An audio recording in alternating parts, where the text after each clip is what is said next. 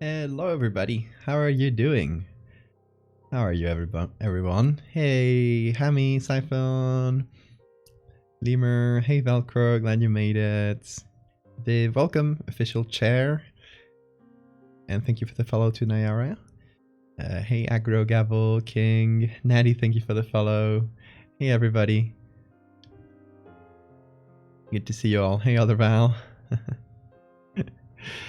I got Bean here. He's so sleepy, but I assume that now that I've started talking, he will maybe not. Maybe he's super deep sleep. But usually when I start talking and moving around, he notices and starts moving around too. So we'll see. We'll see.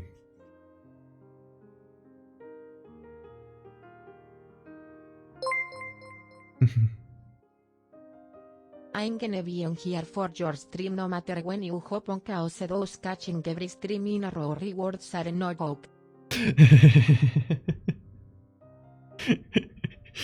You got taken in by the point system. it's like video game, like when games give you rewards for logging in every day. Painting a horror-based dragon. Nice. Coming for my title. I'll fight you. Hey, Sora. Bean is shrimp. I think he has some shrimp genes. I like these streams are really cozy. Oh, thank you. I try to keep them cozy and chill, because I know like a lot of streamers try to do high energy stuff. I don't think I can keep that up. I don't think I can do that. I don't know. will eventually ban a Photoshop tool and we will all enjoy the chaos that ensues. Evil. You're evil. I know you're saving up for that. It sounds good, Viv. Enjoy. Alright, so tonight we are continuing my mission for, I guess, this week or the first few streams of the year. It was at first it was just going to be like the first stream of the year. I was gonna take some like old stuff that I hadn't finished and just like bring it back to life. Some Arc Necromancy, I guess. It ended up being a bit more than that, because first stream we finished the like fetus mimic creature, that like medical horror thing with the worm, which people were really horrified by. Oops. Wednesday we did the Cuelebre, which I still haven't posted. I might post it next week because I wanted to do some like final touches to it. I just haven't had the time to. And let me show you the Cuelebre. Let's pop into the main screen.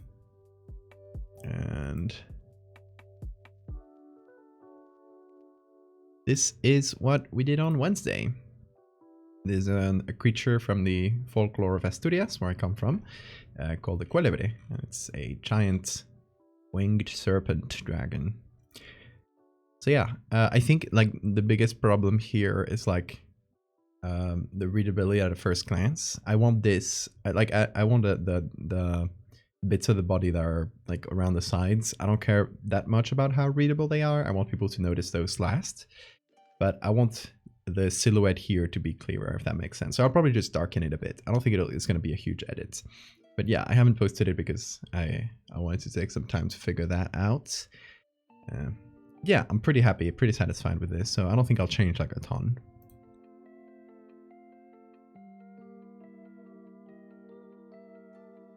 Medical horror gets you real bad. It's one of my favorite ones to do, just to see people's reactions. And also because like not a lot of people, I guess, have the specific combination of skills that I do. Like the very specific thing I can offer is I studied medicine, so I know how to speak or how to write like medical sounding stuff. And you know, I also love like biology and the animals and stuff, so I try to mix like stuff from nature into medicine, like what I do with parasites a lot, and yeah, and then Photoshop. So I think that's a specific combination that not a lot of people can offer. I believe. I don't think there's a lot of that. So yeah, medical horror is my wheelhouse. The evil womb tapeworm, yes. Not a tapeworm. That's a flatworm. It's a roundworm. It's a nematode. You got a major in biology? Hell yeah. How do you spell that? Spell what? There's a lot of biology guys in art, but I rarely see medical folks. Yeah, I guess people, once they studied medicine, people tend to stay in that field, in that bubble. I did kind of escape that though. Post-real medical horror? No, because, okay, there's something I try to do. I know you're joking, King, so it's not directed at you. But there's something I try to do, really try to be really conscious about. And it's, whenever I do like fake diseases, try not to make it look too much like real stuff. Because at the end of the day, you don't want to present like actual stuff that is people are suffering from. You don't want to like introduce that as horror. I think that's a really big failing of a lot of genres of horror, where they try to turn like medical stuff, like actual medical stuff, into horror. It's usually any mental disorders, like try to make your creepy villain into a, I don't know, someone with schizophrenia. And it's like you're just increasing the stigma to those diseases. And yeah, there's stuff that it kind of, and you will see I will never like interact with people who bring up that sort of stuff. But yeah, if I do, like if I post the hand with the teeth like coming out, everyone's gonna be like, haha, that's just like teratoma. Or people will say, what's the name of that? The ossificans progressiva. It's like something ossificans progressiva. I forget the first letter. It's a really like horrible disease where like your soft tissues turn like calcify and turn into bone essentially. So you kind of get like, you lose mobility over years, and the life expectancy is really low. And a lot of people try to like tell that as a horror story, and it's like, no, please don't do that. Like people are suffering from that, you know? Anyway, sorry, I went on a rant. That said, that's something I try to keep in mind when I do horror, and just your comment reminded me of it. So I like to just remind people of that from time to time. I haven't figured out what I'll do for this year's April Fools.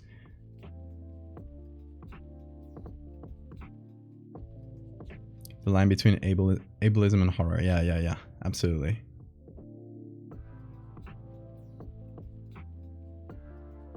Yeah, and I obviously like any like psychiatric stuff. It's not something I'm gonna get really near to, because I like to do body horror. But there's still stuff that people treat in the same way to a lot of psychiatric disorders, in terms of like body horror, quote unquote. Like the two I mentioned, teratoma is a really classic one. And you know, teratoma is like, it's a benign tumor, you just remove it and that's it. But it's not like life-threatening usually. And it's still like really weird that there's a tumor that can grow teeth and stuff. You know, it's still, I don't think like people who have teratoma, most of them won't have like, their lives aren't ruined by it. It's just going to be like, oh, you have a little surgery and you remove it, that's it. But, and there's sometimes you don't even need to remove it because it's benign. But yeah, other stuff bothers me more.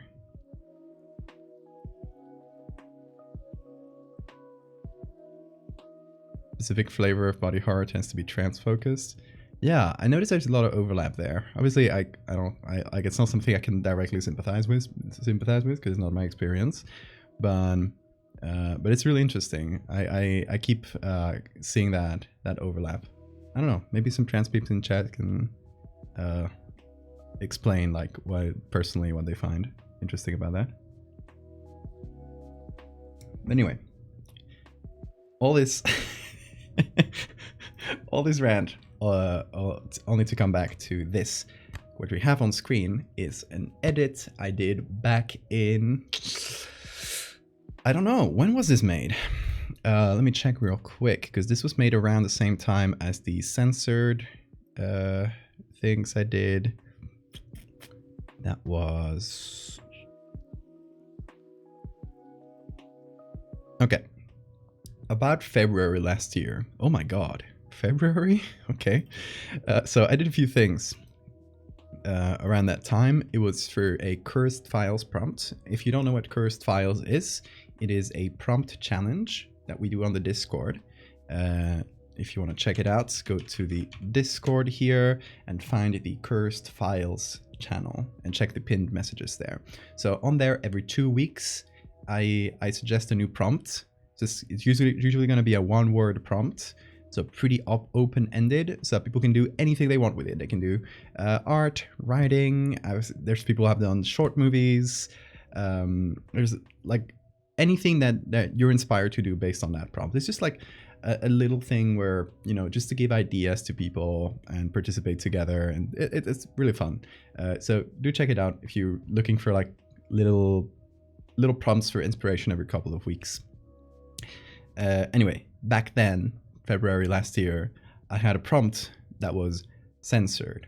And the reason I made that prompt is because I really wanted to play around with that idea of like the horror itself being hidden from the viewer. So I started doing just a bunch of things based on that prompt. Eventually, this coalesced into one specific idea, which ended up being this series. It starts with the censored star, then it's like getting closer, the sun. Then we get this angel with the censored mouth, with the chiseled off mouth, and the sun behind, and finally it's here. So this actually, the narrative, the quote unquote narrative here, this little sequence of events of this thing getting closer, like visiting us, is just kind of born organically out of just a bunch of different individual ideas for censored stuff. So one of them was the sun.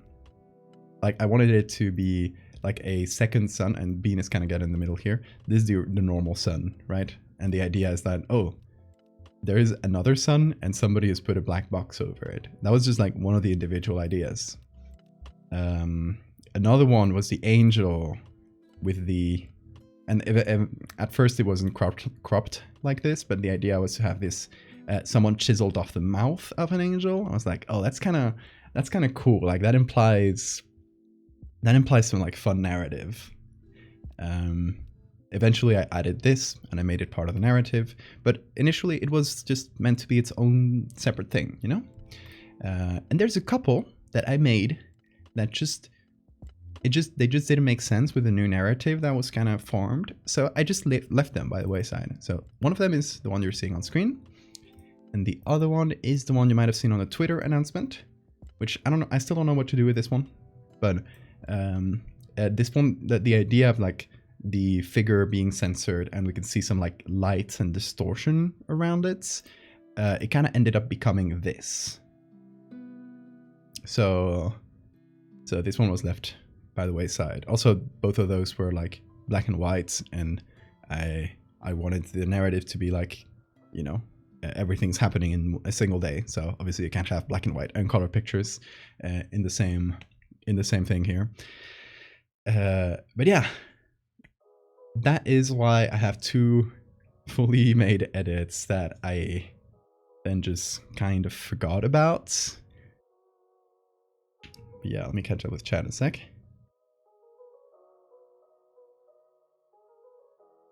I've seen horror as an allegory for mental illness done well, but I've never once seen the villain is mentally ill done well. Yeah, exactly. It's not...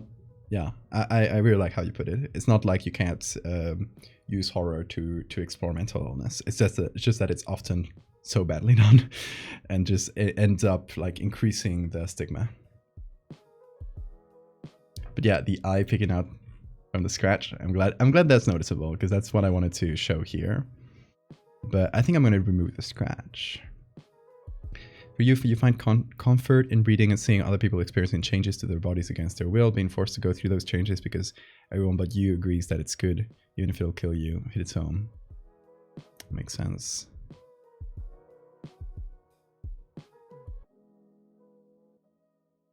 First idea came to mind from censored, and not something that has been censored, rather like an infectious censor bar. That's fun. I like that, King. If you wanna take things from the older prompts in cursed files, you can go. Okay, hold on. You can go to the cursed files channel and go to the pinned messages. You can see the current one here. I always make a little cover image. The current one is Frostbite. But if you scroll down, you see the kind of the general rules. There are no rules, just like make whatever you want. And here you have the list of all the previous prompts. So you can, if you want to do more than one per week, or it's one every 2 weeks. So if you want to do them at a faster pace, I recommend you just take like do the current one and then do the first one, then do the next one, then do the second one. You know, you can just mix them in, or just find some that you find cool. There are no rules. You can do whatever. It's for fun. So yeah, if you want to do something with the censored prompts, I recommend just go for it. Do a little image, do some writing. Just have fun with it, and post it. You can just post it on the Discord there if you just want it, like you want to do a little experiment. Or you can post it publicly and let us in the Discord know, like, hey, I made this for the prompt.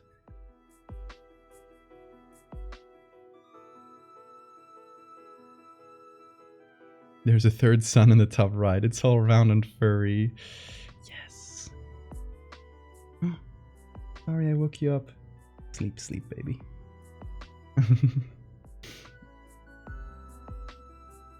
Yeah, Frostbite can... I can't wait to see what people do for Frostbites. Okay, so this is actually another prompt. Talking about this, yeah. There's another prompt that I did, one of the first ones, and I never did anything with this one. And it kind of left me, like, I wanted to do something with it, and I just, like, didn't have time at the moment I posted it. So... I always wanted to do something with this reflection prompt. So this, if we remove the censored part of it, which is part of that original prompt that I made it for, we can basically make it into a new thing. And what I made here, obviously there's some stuff to fix, but the idea is wrong reflections. So, I think what I'll do is take this one, maybe another image, similar image of a person next to a mirror, and have the reflection be wrong, like the person that's being reflected be like looking at us or something. Yeah, Bean loves to sleep with his hands like this. It's really cute. Spicy Lime Lives, thank you so much for the follow. Bean coughed up a hairball and it was just another smaller Bean. Actually, Bean has never coughed up a hairball, even though he's constantly grooming himself. He just has that good of a digestive system. Hey Cass, it's not late, don't worry. I've just been talking so far. Okay, so let me do a quick thing here. Just to see what it looks like with the filter. Same filter I did before. Okay, so it's a little bit darker.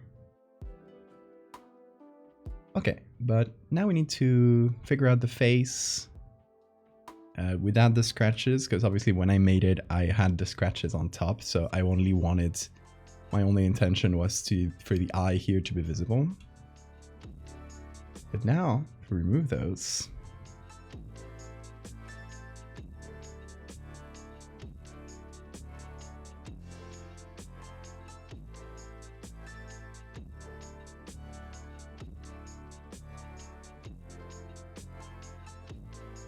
Hey Soup, how you doing?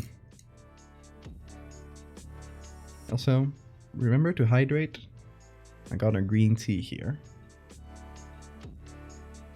Wait, no, it's not green. It's black tea. I forgot. I forgot the type of tea I made.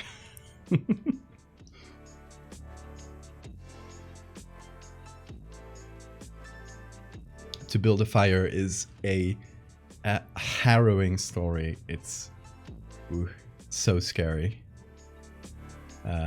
If you guys wanna give that a look it up. I think it's you can probably find it for free on the internet. I think I just looked it up on Google and you can find the full story. It's a story about a guy freezing to death, pretty much.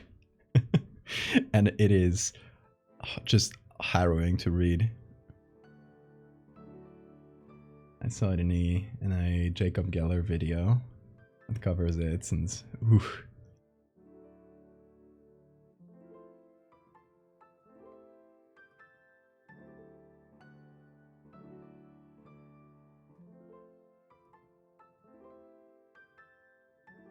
Oh yeah, I guess if you wanted to see what the original image looked like, this is what it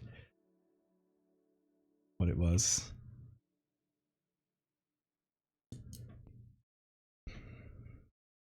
If I could sleep in the shrimp pose like a cat, I'd be fixed. I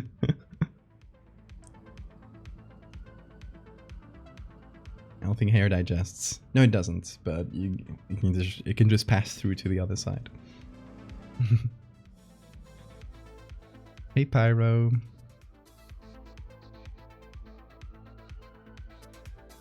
Sprite and hot cross buns, yum.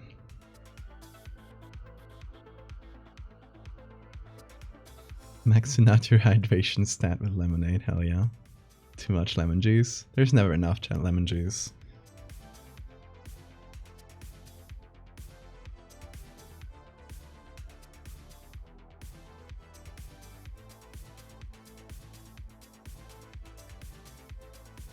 Okay, the hair here, I don't love how it's selected. I'm just gonna remove a little bit of that fuzz around it.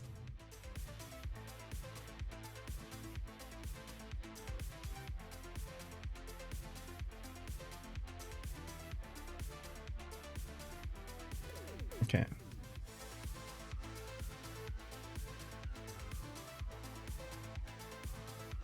And I guess I painted a lot over it, so now it's slightly wonky in places. The problem is the lighting is opposite, right? Because our original image, the face here, is being lit from this side.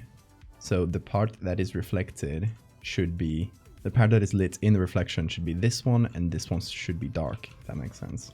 So that's kind of the struggle here.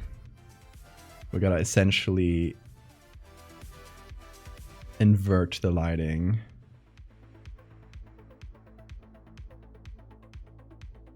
Without fucking it up too much, which is already happened, but I'll give it a good try.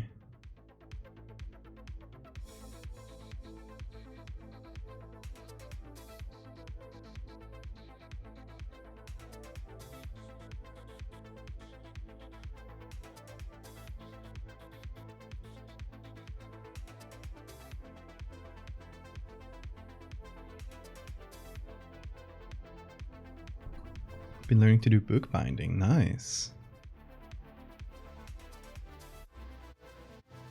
Compiling a book of short horror adjacent stories. Oh, that sounds fun.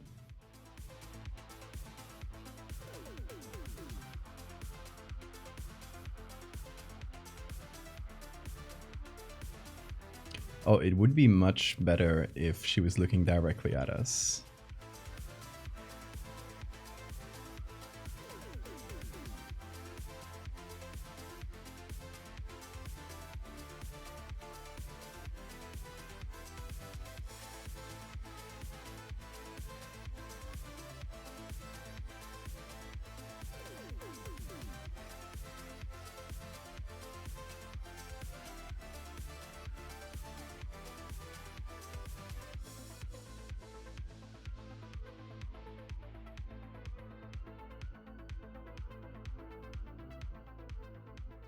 You'd be great at tricking people with ghost photography in Victorian England.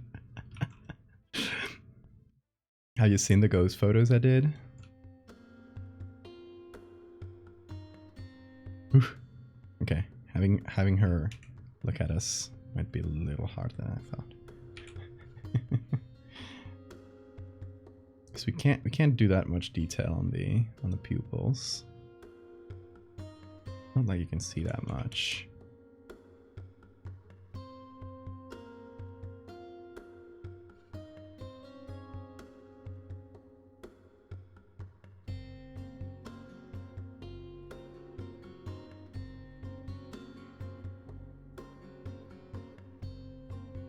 Ooh, little Bean is cleaning himself.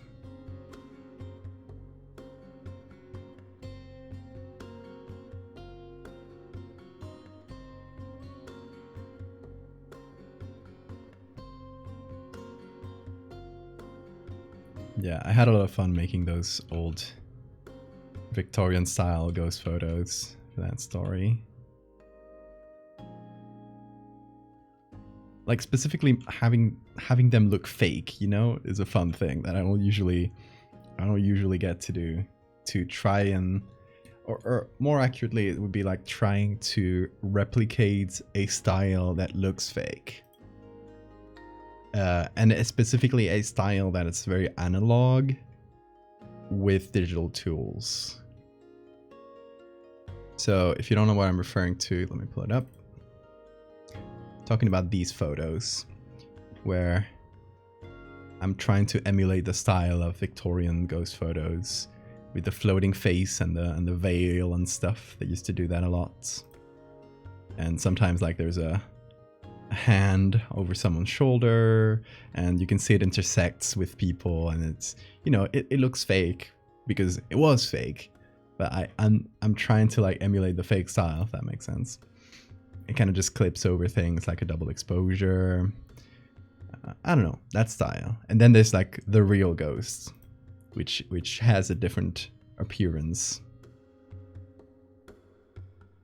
Yeah, this one I really like how this one came out, because the eyes look really glazed over, and it's kind of, you know, it's kind of broken in some bits.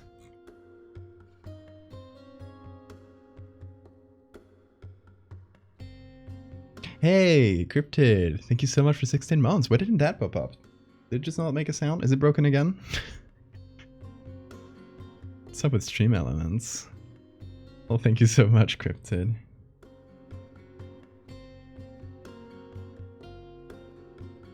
Hey, Michi.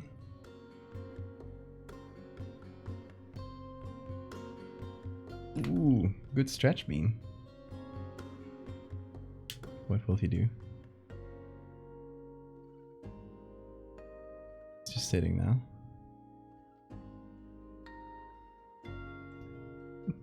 My Dracunculus Gravitatus is one of the evilest bits of horror art I've seen in a while. Thank you. I aim to displease, or I aim to be evil. I'm glad you liked it, or you hated it, or, you know, had the expected reaction.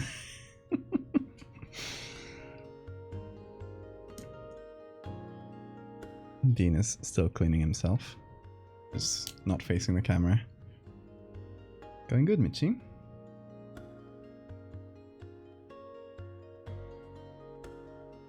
Yeah, hi to everyone who popped up during Q's stream yesterday. I'm gonna be on there more often, so yeah, go follow Q. Leslie Q Art here on Twitch.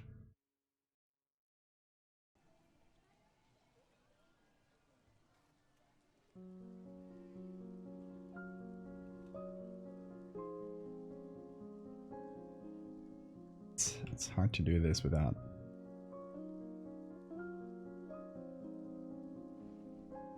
breaking the face completely, but I shall try my best. Might take a bit, though. It was much easier when it was covered. It was like this.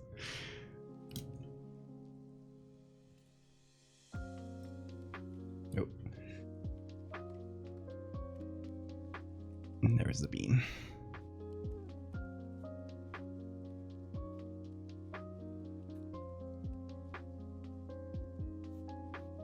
Yeah, let me do a shout out to Q.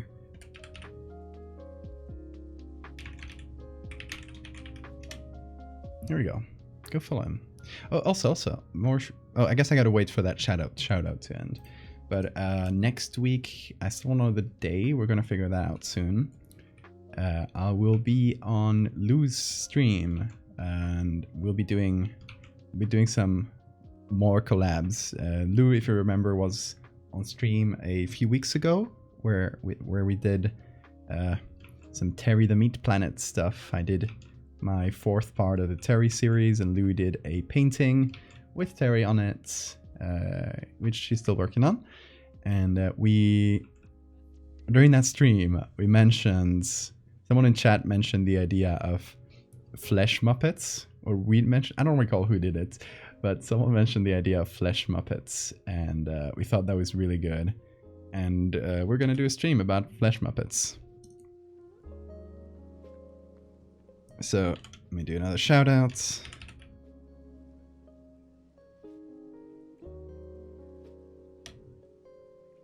Oh, I have to wait 1 more minute. God damn it.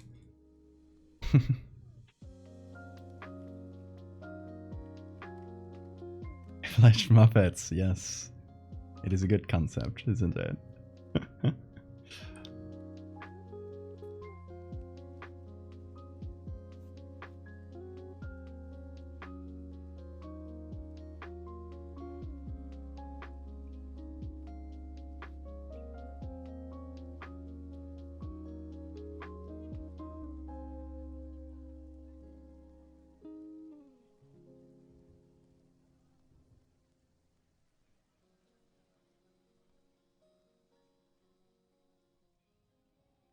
There we go.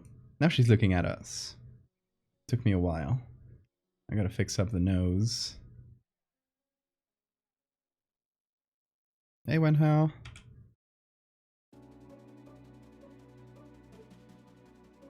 Just moving the pupils is kind of creepy.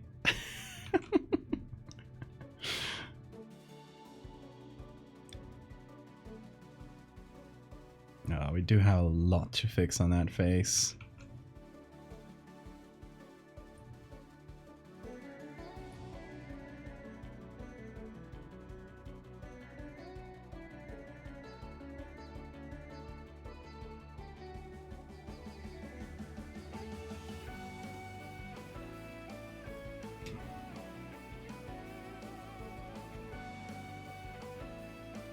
Because wait, if she was okay, yeah, I'm actually thinking about the lighting here wrong.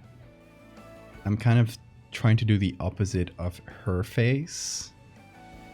But if she on this side of the image was looking this way, so that the reflection would be looking at us, yeah, she would be looking like that way. So the lighting wouldn't be hitting her on the side as much. It would be hitting her more from the front. So it's going to be a slightly different vibe here, and we're going to have more light on the left. So it also won't be as dramatic of a change in lighting, which is going to be good for us. I'm also going to apply this everywhere. And that's going to look very dark, but then we're going to go here.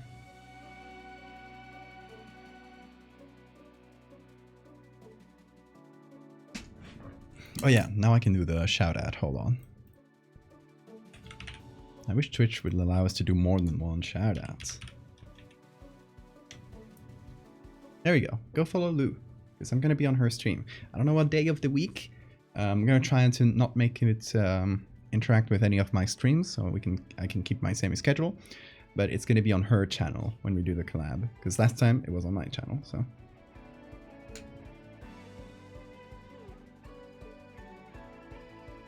Are you planning on adding anything super out there, obviously fake, with this piece? I could easily see being represented as legitimate by bad actors. But what do bad actors do with this though? Like it's not something like medical horror where you can have like someone say, oh, this is like what the COVID vaccine will do to you, but this is kind of harmless.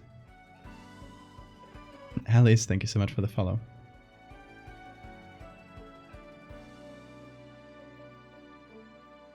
Proof ghosts are real. But they are. No, I don't actually believe in ghosts. I just like the storytelling.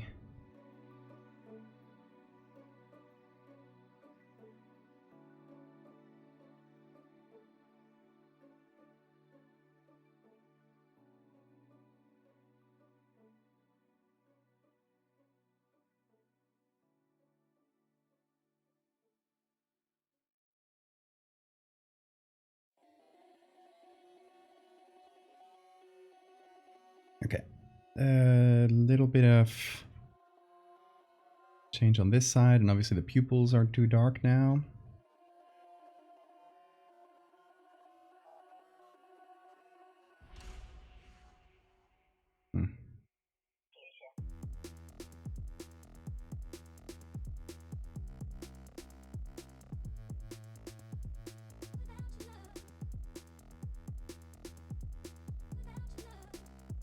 There we go.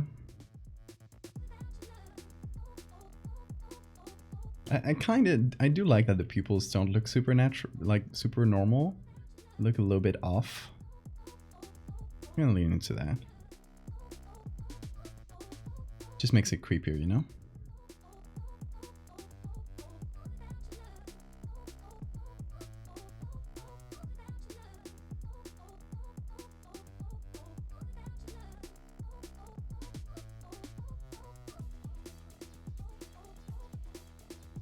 Get Forbes angry at you. I would love to get Forbes angry at me. That might be some great publicity. Hey Alice.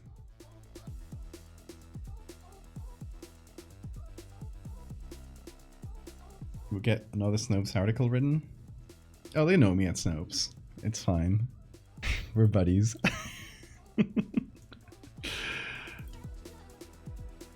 Yeah, but it's a good thing to think about, Victoria. I think it's a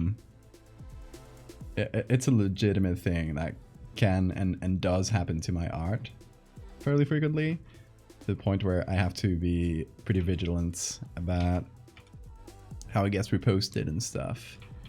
Because sometimes people repost it without like any bad intentions, but it just like it can become like the first link in a chain that can end up in some like bad actors using my work. So obviously it really depends on like what is the edits in question, like what is the thing being presented. I like medical horror, for example. We gotta be really careful about that. But anything that might get lumped in with conspiracy theories, gotta be careful.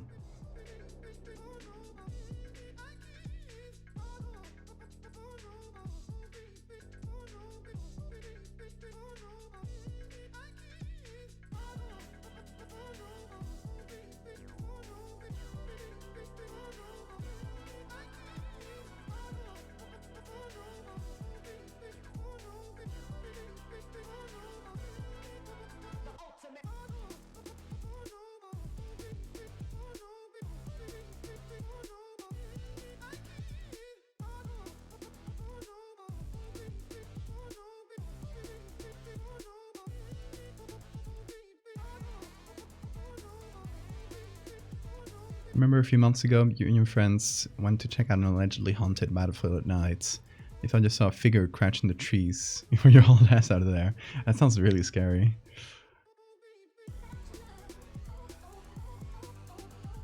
You posted and Snow shoots you an email that says, "You a fucker."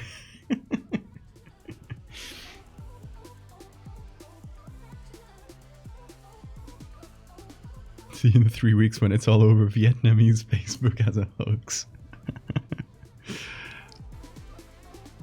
My favorite conspiracy theory is, what if JFK's head just did that? I love that one. The zero shooter theory.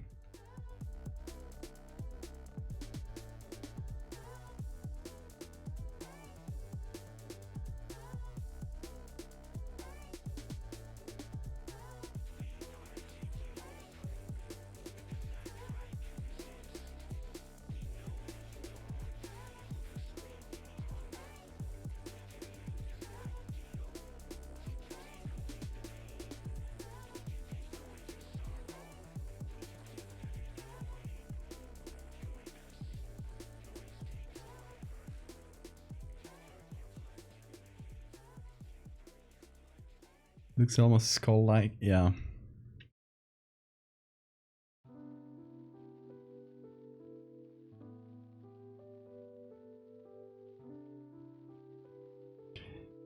It's pretty much at this point, the whole face is just painted. Because I've painted so much over it. But I don't think there's any other way of doing it. It's because it's...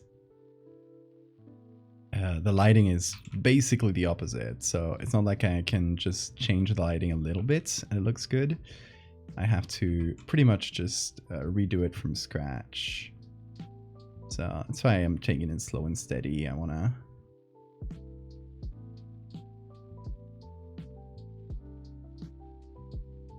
do it well. But yeah, we can lean into the weirdness too. Like if it looks like a weird face, which well, then that can be part of the appeal, kind of the uncanniness of this wrong reflection.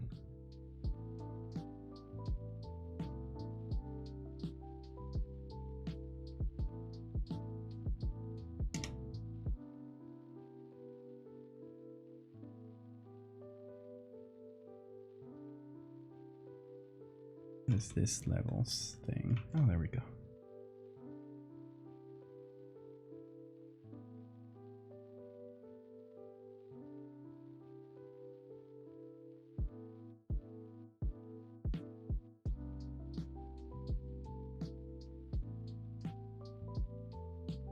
The best conspiracy theory is that the moon landing was staged, but it was filmed on location.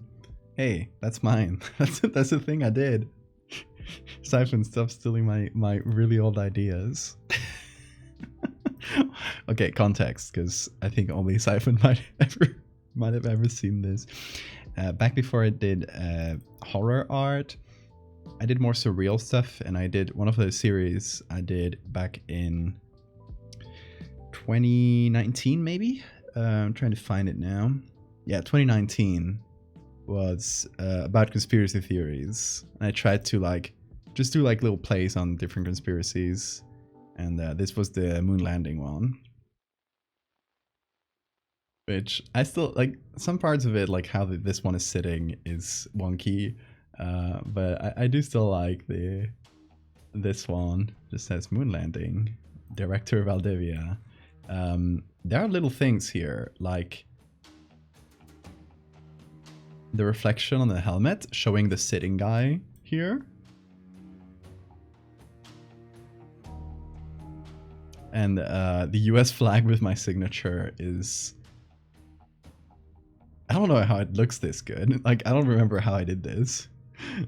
Hey, Johnny. And yeah, then there's the wardrobe here with the alien costume. I don't know, it was silly, but it was a fun one. Oh, and the earth has a fishing line there.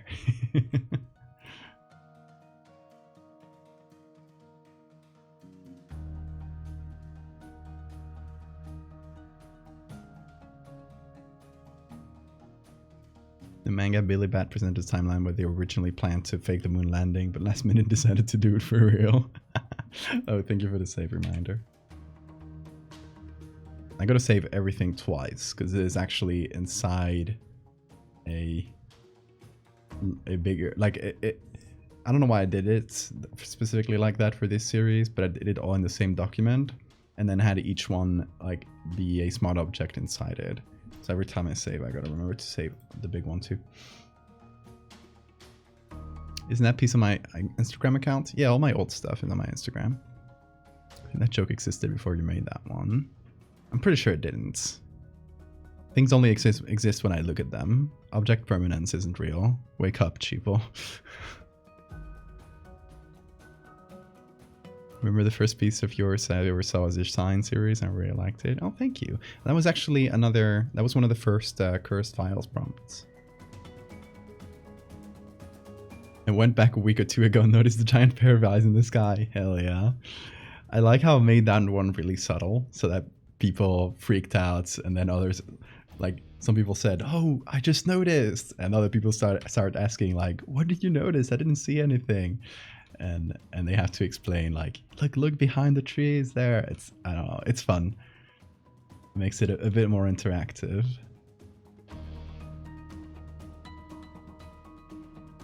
Did you read Trevor Henderson's Scare Waves? I just got it like the other day. It's right behind there. It's kind of dark there, so it's kind of hard to see that shelf. I got it.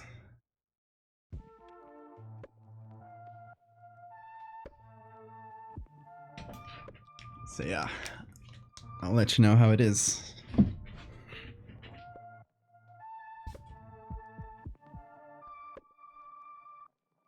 For a long time I thought the joke was there was nothing spooky other than the sign. I tricked you.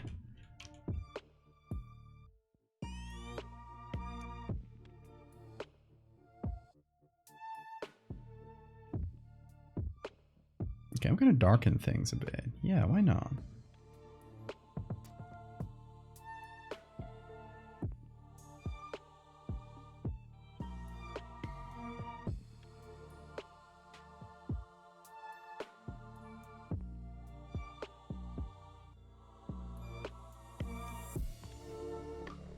Yeah, let's make the wrong person, the wrong reflection person, look creepier.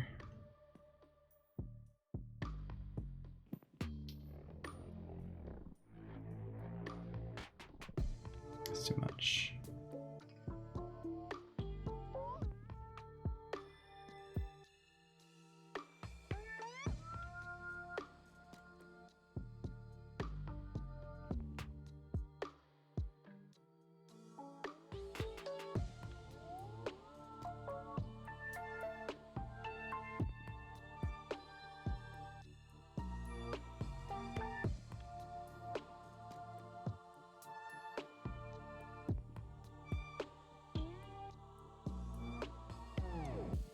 Some freaky images in that book, a kid's book. Oh yeah, that's how it should be. Is there a link to Scare Waves? You could just get it any place you get books. Sold by a major publisher. You can probably find it on Amazon, or if you look, there's pages where you can find like local bookstores that might sell it. I don't know the name of the page though.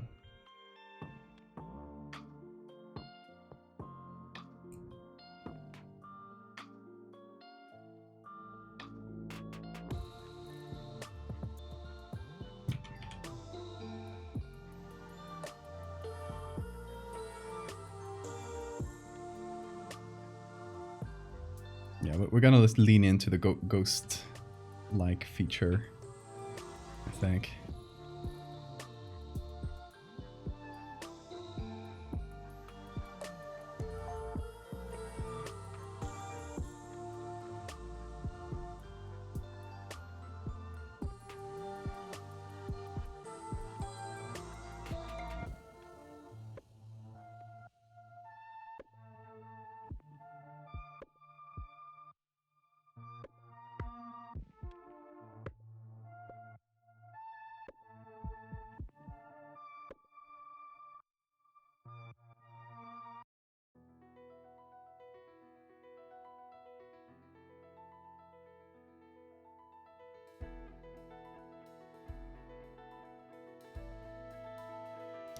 Too far up.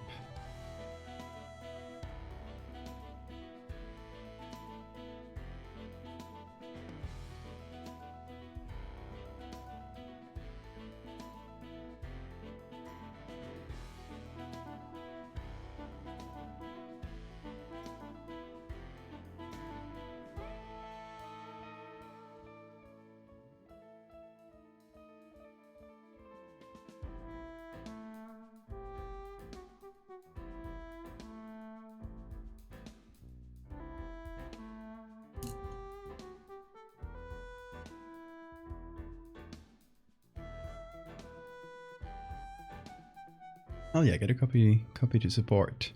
And look at the arts. Well, I hope he put out a big art book. Yeah, I hope so. It's just from the talks I've had with people. I haven't really like seriously looked into it myself, but publishers are usually pretty queasy about putting out illustrated books because it is really expensive for them, and if it fails, they lose a lot of money on them. So just like art books in general can be a hard sell.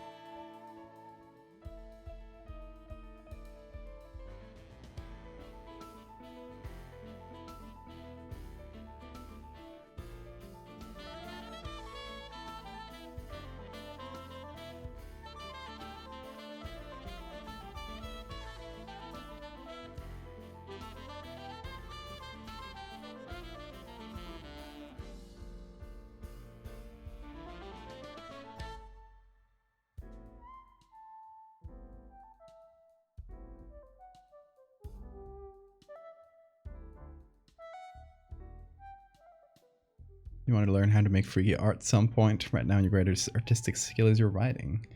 Well, you can compliment them at some points.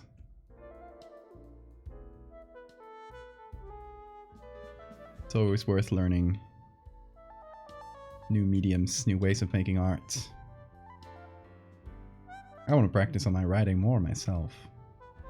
I do write very short form stuff, but one day I'd like to write longer things and maybe try to write something that stands on its own without a need for images. I think that would be fun as a challenge for myself.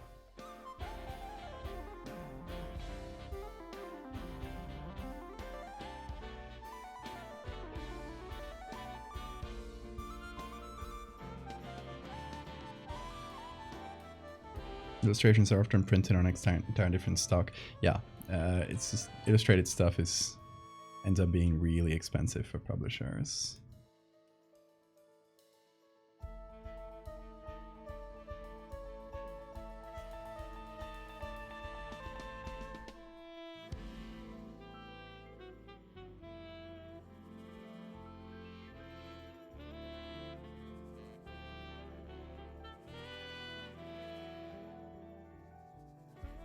Yeah, if I could make an art book, I don't know. I would. I might want to do turn one of my series whenever it's done with like Fractal or Megalomorpha. Just turn that into an art book with like a lot more depth on the stories. Just like, you know, like Fractal is like a very bird's eye view story of what's happening in the world. But I think it would be fun to do some smaller stories, right? Or like little scraps of documents, stuff that's found like during each of these moments, right? Or for Megalomorpha, I think especially the earlier stories could be expanded quite a bit now that I have a bit more confidence in my writing.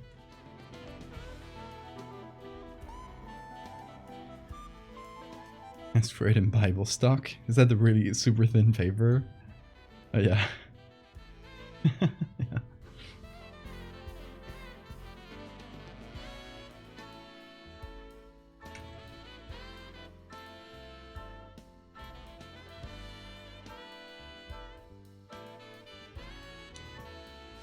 It's too dark in some bits, I think.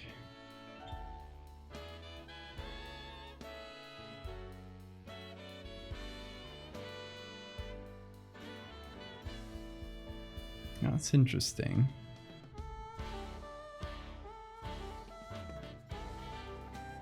Okay, hold on. Let me remove... I forgot I had this or darkening thing. I guess I just made it like to be under the scratch. But now it doesn't make a lot of sense. And I think I need to turn up the lights here.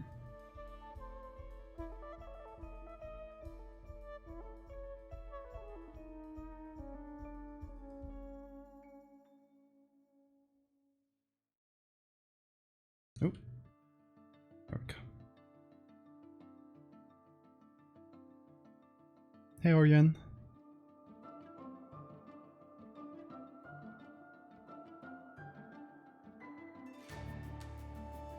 Hey there, Best Infinity. How you doing?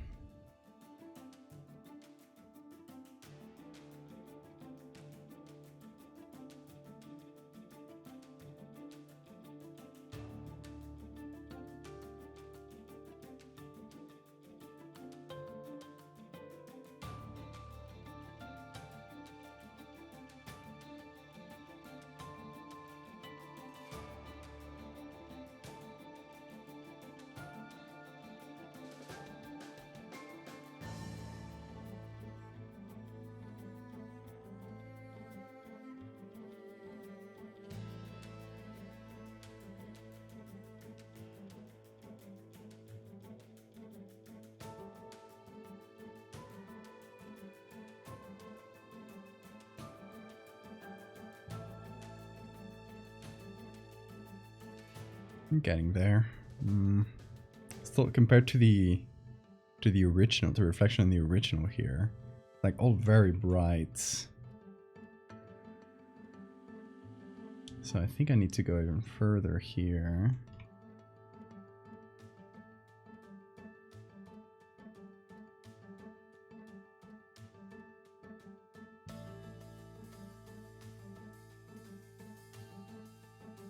Print an art book on a scroll. Hell yeah.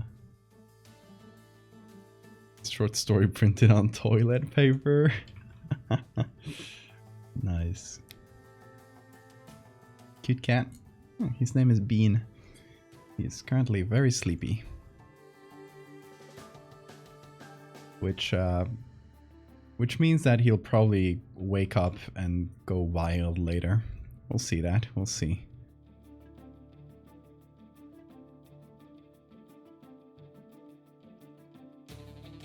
He'll wake up and choose violence.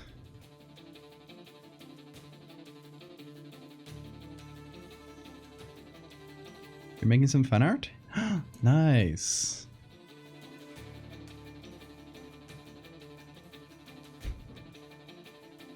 Do you want to do you want to tell us what it is, or do you want to keep it a secret?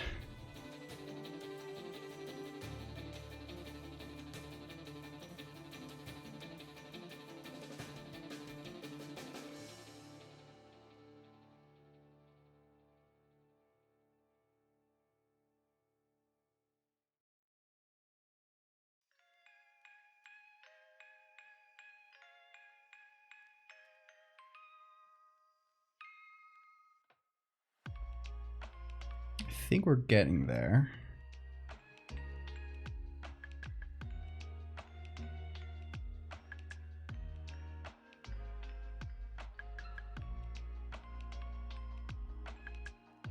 Hey, Naps Bacon, thank you for the follow. Bean is hibernating for crime time, exactly. Thank you for the save reminder.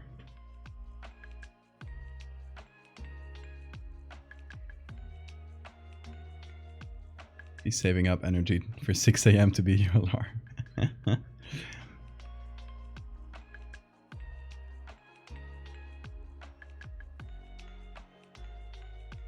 Play a guessing game. Inspired by a particular image I did. You did jewelry and stuff, right, Mitchie? Oh, thanks for the follow, Infinity.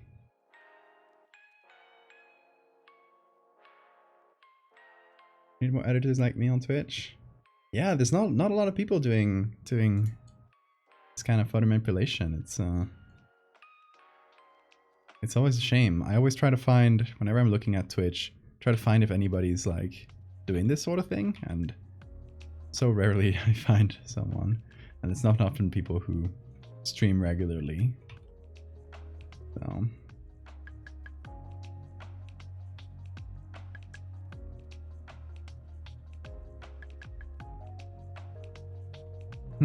So if you do jewelry and it's the fractal, I'm gonna say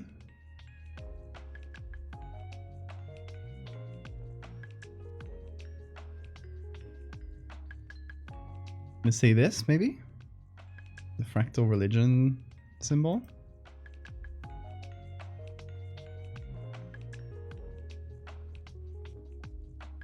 Could also be the fractal flower.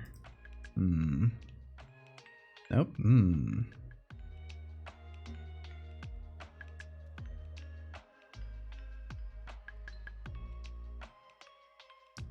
Something like this, the branch.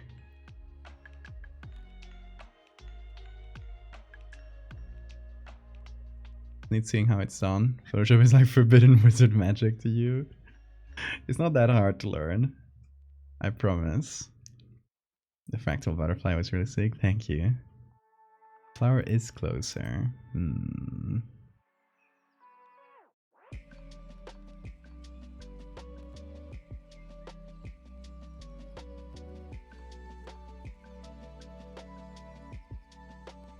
Fractal fish?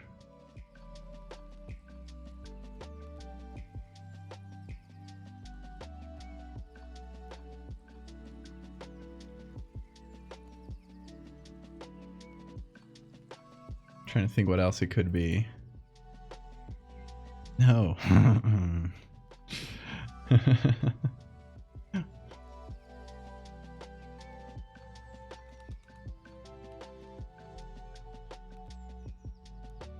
The spider web?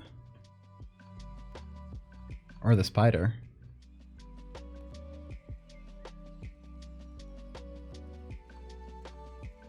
Oh, word in Spanish.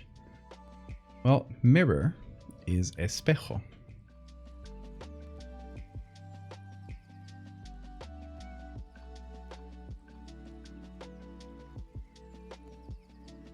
Never noticed the spider had extra limbs? Hehe. I sneaked that one in. I want to kind of glaze over the eyes. I think that would be fun.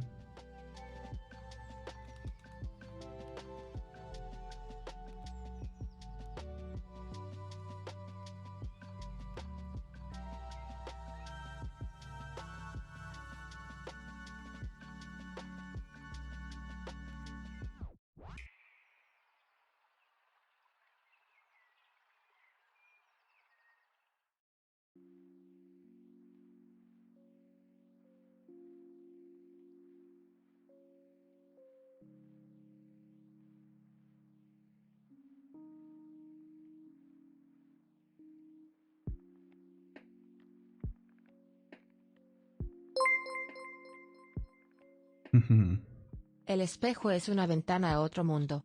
Suele estar lleno de cosas que quieren acabar con tu vida. O simplemente hacerte dejar de existir en general. Amy says mirrors are a window to another world full of things that won't end your life.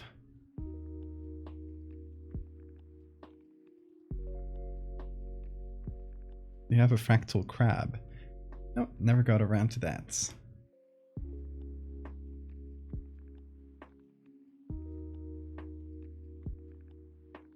Okay, so it's not the spider web, it's not the flower. I don't think it's a flock of birds, right? Because that's no. I don't know, how did you turn that into jewelry?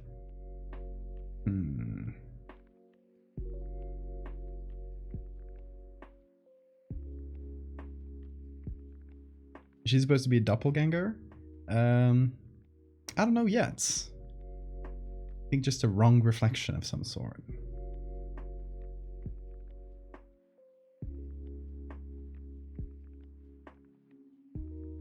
Not the birds.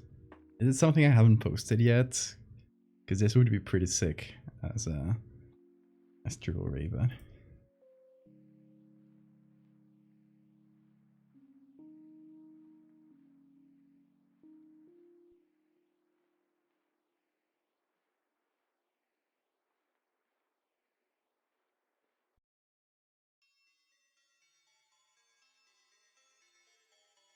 Ah, messed with the eyes too much.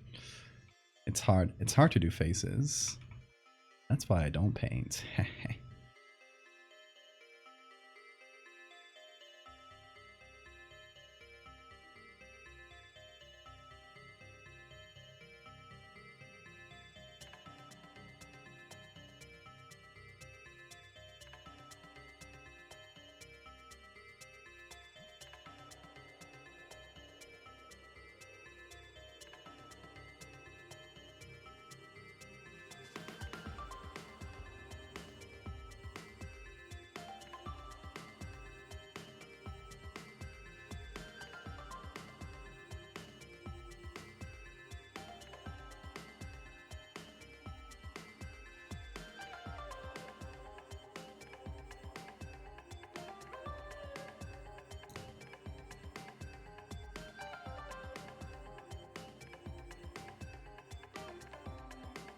Every time there's a mirror is a mirror is a focus in a story. It's something deadly or world ending. It's like how they work. Guess so.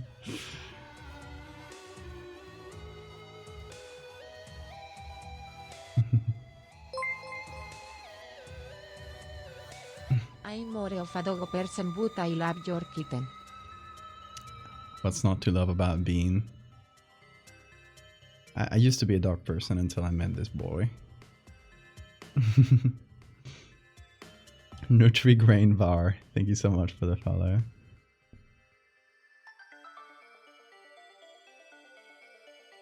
Michi, you're gonna have to give me a clue. Supremacía del gato.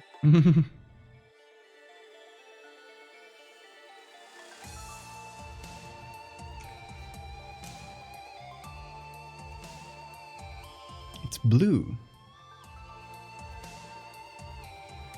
What did I do that's blue for the Fractal series? I mean a lot, I guess. A lot of stuff is blue on the Fractal series.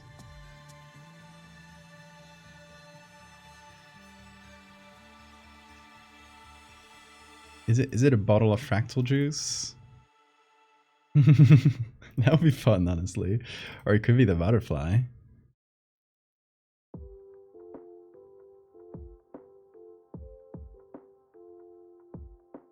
That's the bluest thing there is. I'm gonna guess butterfly. It is, okay. That's good, I like it.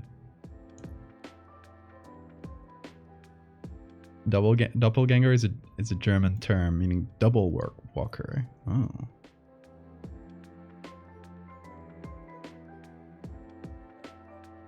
There's a thing about mirrors stealing your soul if you sleep with one facing you, really?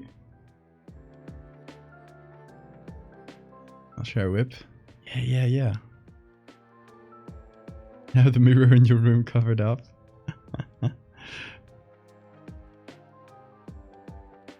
Take a big swig of the Fractal juice. Hell yeah. Tasty and nutritious. Everyone should give it a try.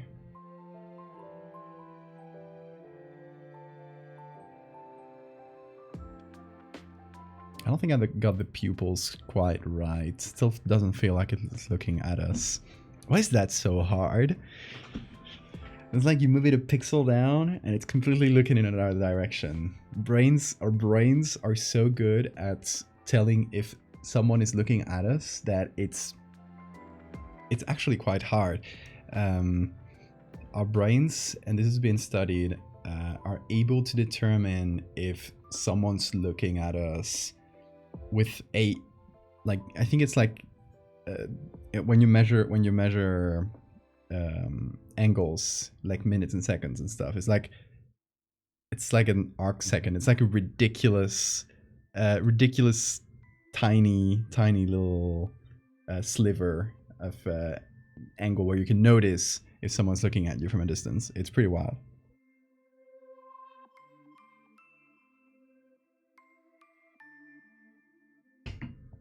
So that actually makes art really hard.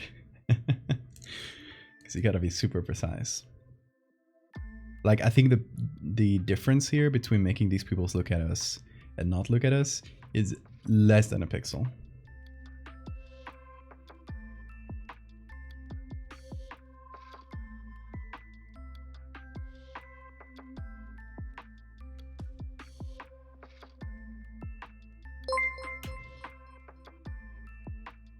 I just remember the time where I got mugged by goats at a petting zoo. You got mugged by goats? Okay, you gotta tell us that story now. I love that.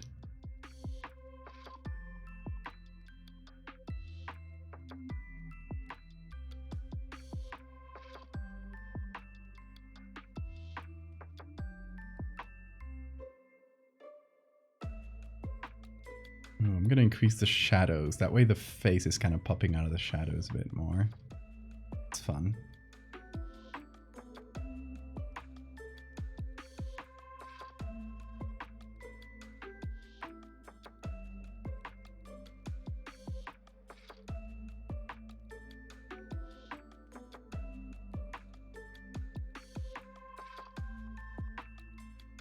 I mean, you can't just say things like that and then not explain. You deserve to know.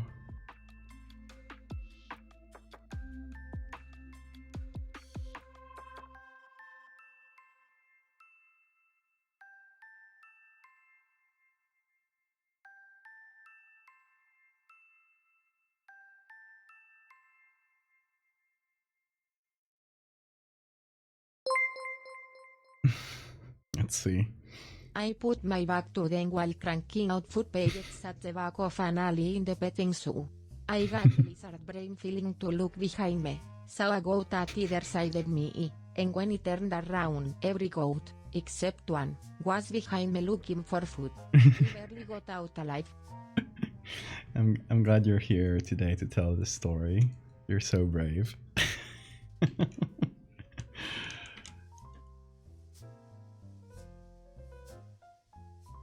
See, okay, look at this. I'm moving the pupils now, 1 pixel at a time. To me, this looks like she's looking to this side of me. And then she's looking to the other. That was 2 pixels of difference.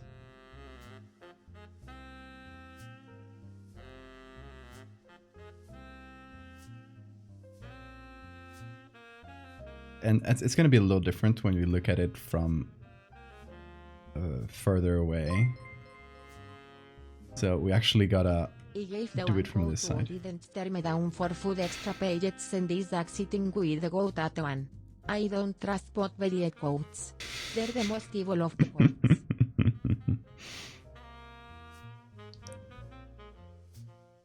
Your buddy got mugged by a deer, Nara. I love that. How do you know I'm not a goat? You just gotta trust me.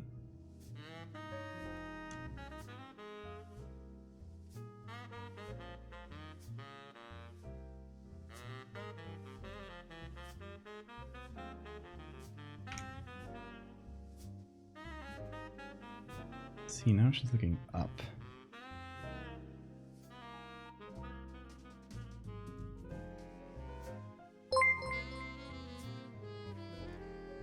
That said, goats do love being pet and there's always one goat in every petting zoo that wants your love and attention more than That's cute.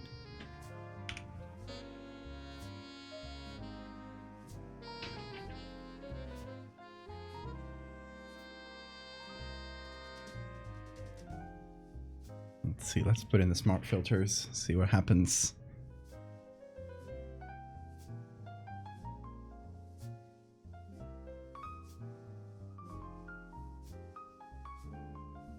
Now it does feel like she's looking at us a little bit more. Yeah. That's more like it.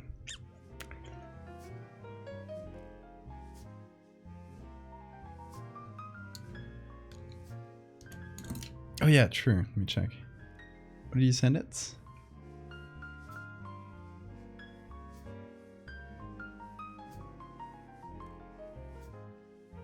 Art dungeon. Oh, there it is. Whoa, nice. Oh, that's so cool. Oh yeah.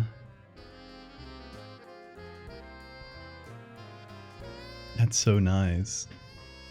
Hey, Bean. Oh my god. He's up. My little boy. Yes. What are you doing? You sleep well? Ooh, you're so sleepy. Look at him. Fine.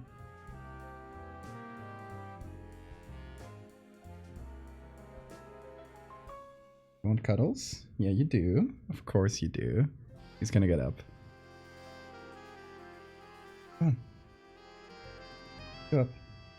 Yeah, there you go. Help you. I'll help you up. There you go. Okay. Lie down there. There you go. Good. Oh, yes.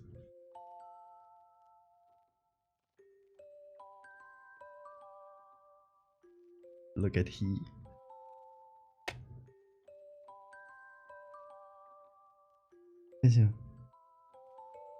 He's purring. So hard. Don't eat my cable. We've been through this. He loves trying to eat the cable here when he's up there. Hey RGV. It's bean time.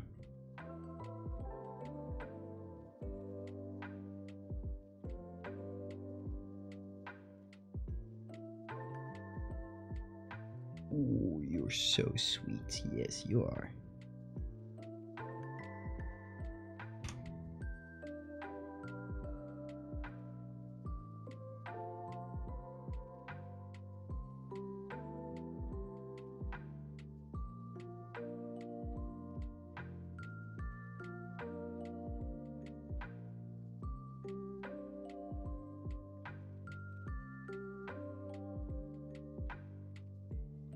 Okay, so now we can mess with the image a little bit because it's already pretty broken in some places.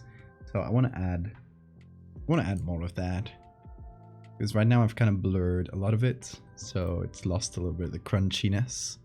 So let's try and fix that out of our own dust.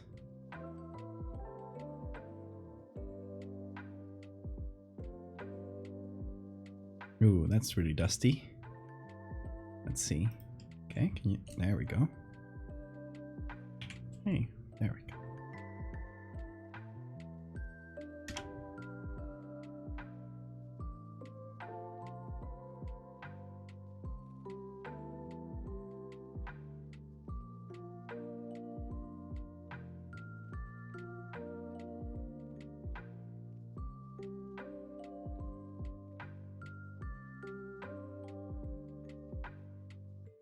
A lot of modern beliefs surrounding Christian myths such as hell and purgatory. Yeah, it's like Dante's Divine Comedy, right? A lot of it. Most influential Bible fan fiction.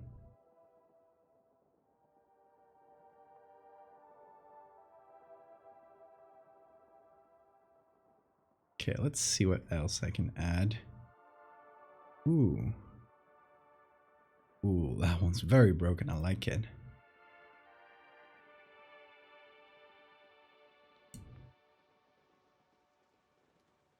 Paradise Lost is the first time Satan was depicted as sexy.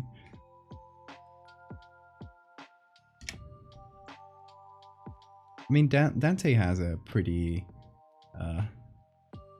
like, I would say the first version of like sympathetic Satan.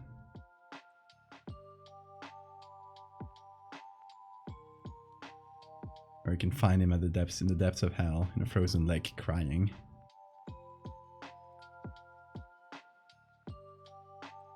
So, like, Paradise Lost is the one who cemented this idea, but I think it was set up in Dante.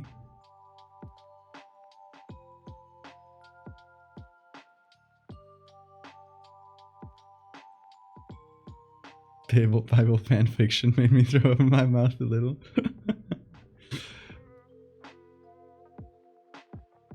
Dante's Infernos is a self-insert fanfic between Dante and Virgil. Yes, it is. It is exactly that. Toxic Yahweh is just Judas and Jesus. Oh my god. You're exactly right, though. Let's see. That screen is not bad, but I might darken the base. Yes, Bean. Yes, I'm paying attention to you. Don't worry, don't worry. Okay. A treat for... Oh, no, sorry. Here. A treat for the boy? Bean, I will let chat decide if you deserve one. You gotta appeal to them. Look to this camera. And ask them, do I deserve a treat?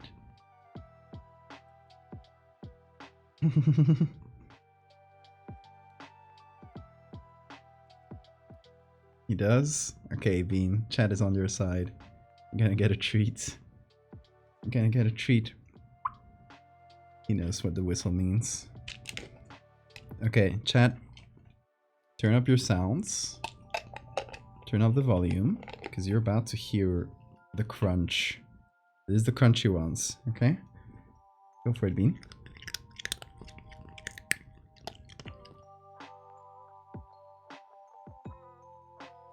Good job. Good crunch there. Yeah.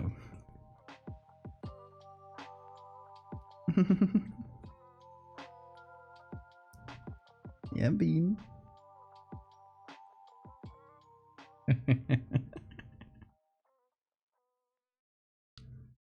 Oh, thank you for the save reminder.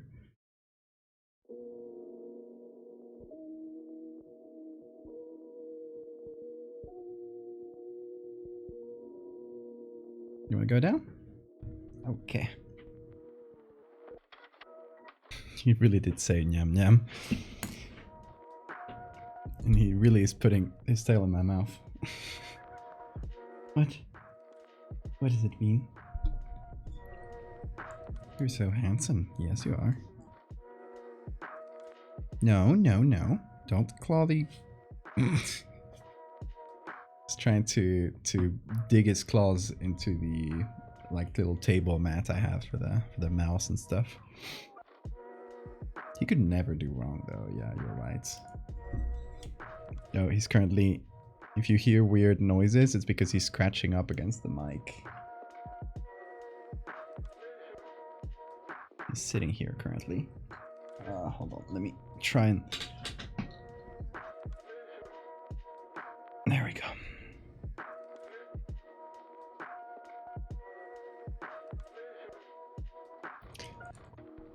So I have to work around the bean.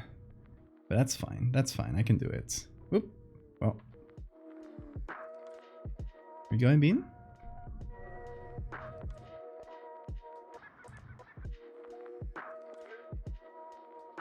Okay, bye, Bean.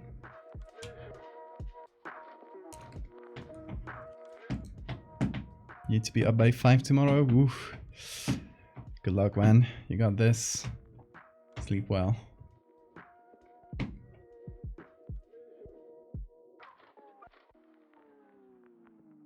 Did you just sneeze? He literally sneezed like a human right now. Oh my god. I don't think the mic picked it up, but let me know if it did. Just did a little... That was so cute.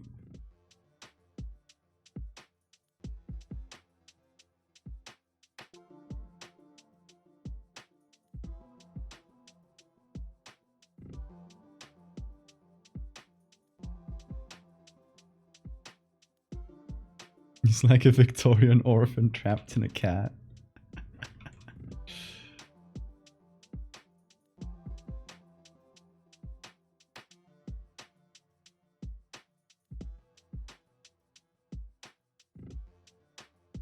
Hey Maxwell. I didn't sneeze, it wasn't me. You saw me. I was on camera. But did you hear the sneeze though?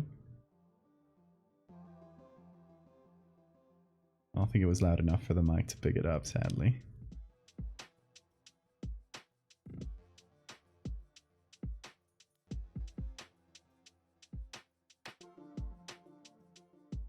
It's too bad for you to watch. Well, welcome here.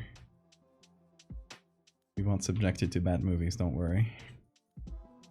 Okay. I'm gonna call this done. I do want to put a signature though. I think it would be funny if, because I want to do another one like this. I think it would be funny if the difference here is pretty striking. For this one and the other one I do, I want to put the signature in the reflection and make the signature be flipped. That would be funny, I think. Can't believe you'd pin it on Bean. So evil. 80s drama on a yacht with a lot of horny young people, weirdly old rich men, and an evil cat inside of an evil cat inside of a cat? Oh my god. That sounds very annoying, Mechtel.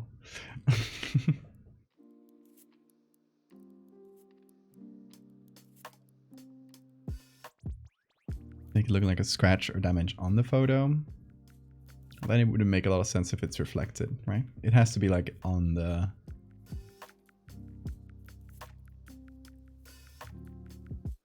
like on the photo itself, I think. Not on the scratched bits. So I think it could look like a sort of, like a light reflected, like this one or something.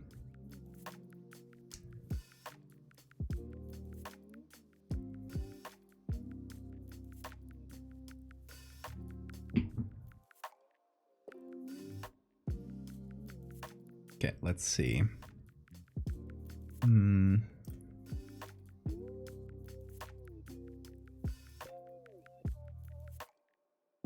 So this is my signature.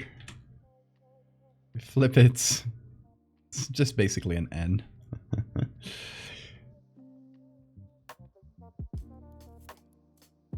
Could be like the background here might be a good place for it. Oh, I'm in a soft light layer. Oh, wait, I do kind of like that. Okay. Opposite.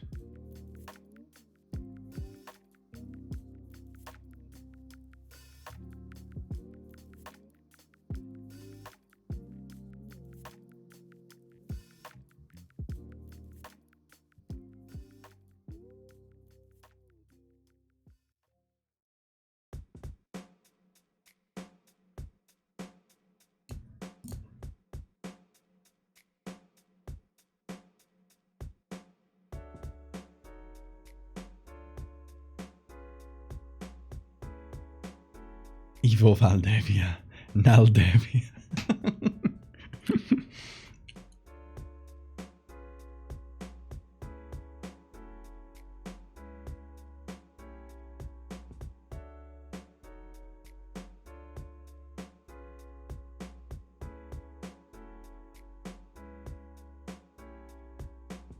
Don't be so slow on your end. I think... Oh, is that on Lightroom?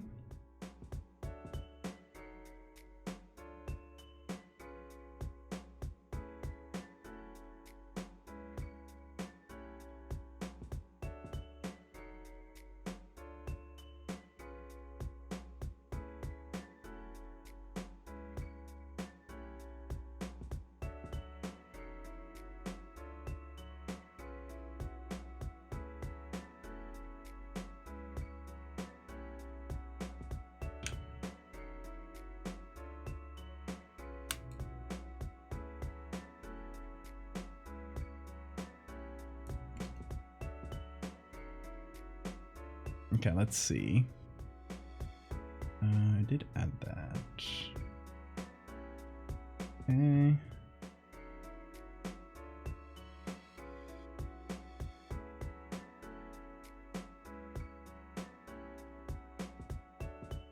I like the purplish tone that this layer gives it. Just like that extra little bit of color. It's nice.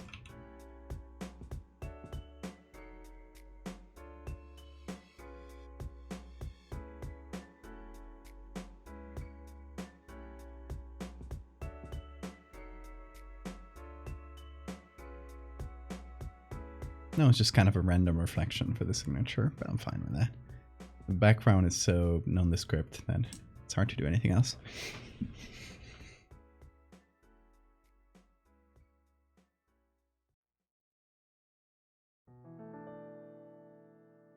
Watch Cocaine Bear in person. A lot gorier than you expected.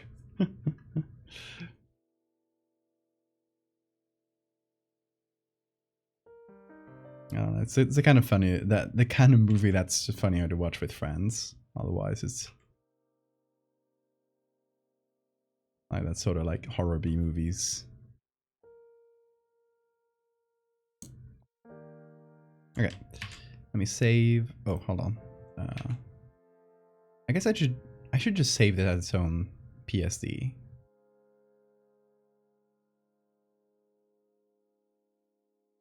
Because it doesn't make a lot of sense that I have it inside a bigger PSD. Yeah, I'm just gonna save this separately.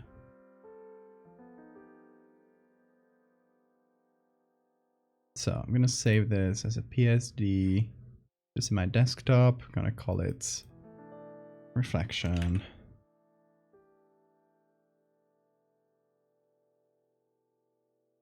And this.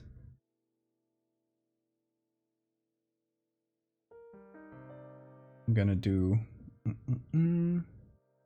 convert to layers. It's gonna take a bit.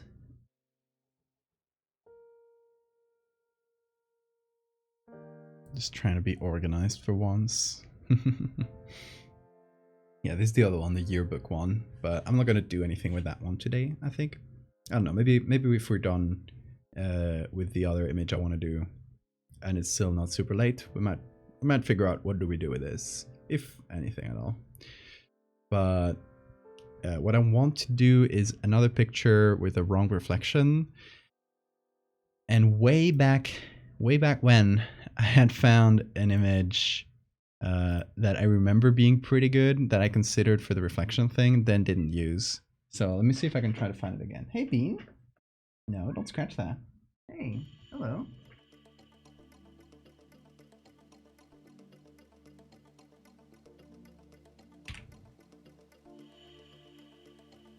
What is it, Bean? Yeah, you little screamer. Yeah, here you go, big boy. You heard a Bean noise, yeah. He just came in screaming. What is it? What is it? Tell me. Tell me. What do you want? Oh, you just want attention. Yeah.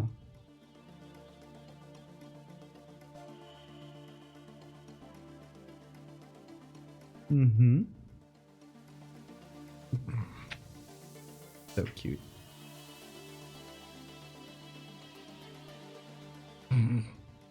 He loves the nose kisses. Yeah. Good? You good?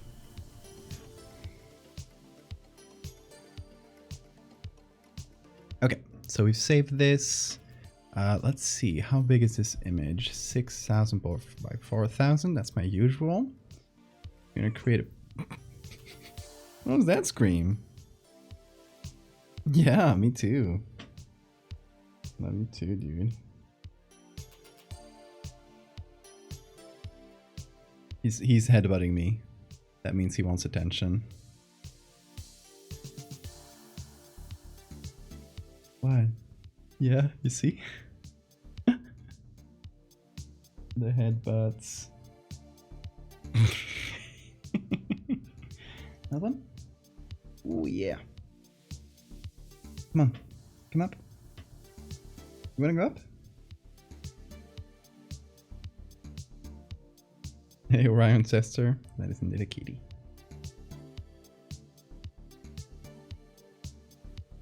I'm scratching his back because that usually, that usually convinces him to go up. Don't scratch me, dude. Careful with those little claws.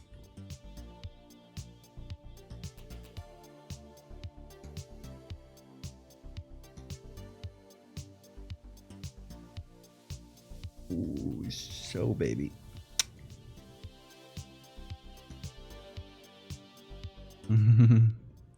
Okay, where are we? Yes, I wanted to do another picture for this, but we gotta hop over to the browser because I want to check out especially old black and white photos. So let's go to Pickroll and let's search for mirror. Let's see if I can find, like, I have a specific one in mind. Look at this baby. Self-recognition through the other. Anyway, let's find images from before. We want older photos. So before 1980 and after. So just black and white photography era.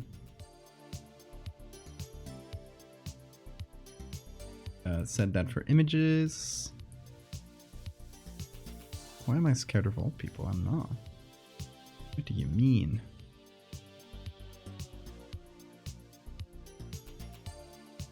Whoa. That hurts to look at. With that amount of detail. Oh, you can kind of see the camera on the reflection. That's fun. Just really low quality though.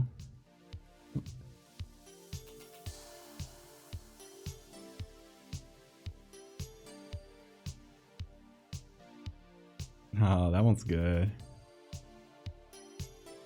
It would have been a good photo if he was facing away and the reflection was facing us.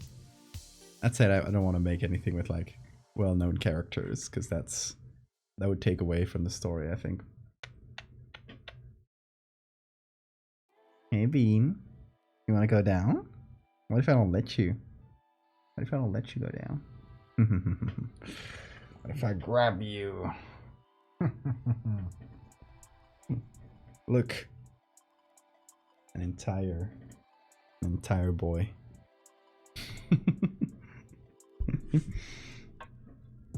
This was really funny.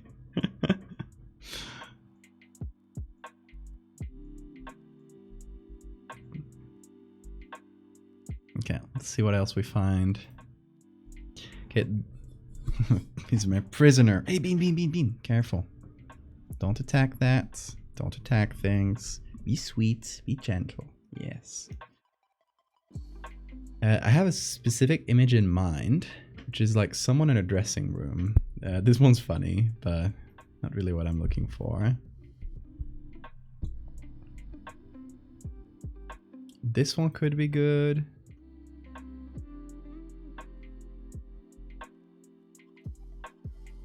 That's fun. No, Bean, you can't open your treat thing. No. Just for when I say. You can't just self-deliver treats. That doesn't work like that.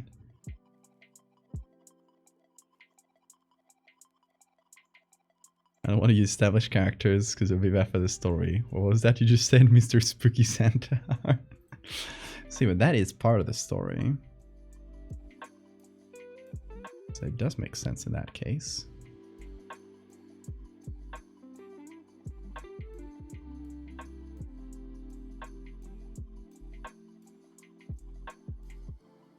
What's up, Bean? What are you looking for? Let's see. No, Bean. He keeps attacking, well, not attacking, but hitting the treats jar with his hands. As if that's gonna make the treats go out. No, it doesn't work like that. To get treats, you gotta be a good boy. That's how it works. You wanna be a good boy? Yeah, you are. Going to lurk while I play Monster Hunter. Ooh, enjoy. You have a photo from college years when I would play with special effects makeup. Ooh. Managed to get purely by accident a picture of a reflection looking in a different direction than the subject. Those are always fun. It also has Halloween makeup going on. I like that. Hey Bean, I'm gonna put you up here. Yeah.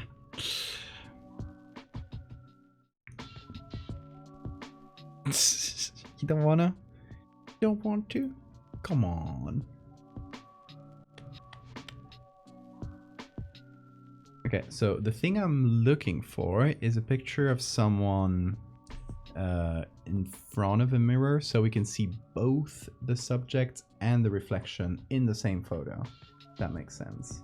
So, like this picture shows a reflection, but we can't see the subject, so it doesn't really work for the effects. Because the viewer has to be able to compare the real thing to the reflected thing.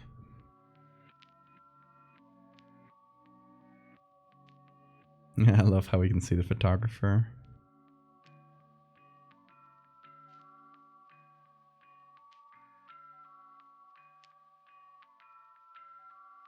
You just propose a new horror idea? A cat with hands, not paws. With opposable thumbs. They would take over if they had that. That is a raccoon, I think. True. El viejo verde. Oh no. Guess that's a satirical newspaper. The viejo verde means the horny old man.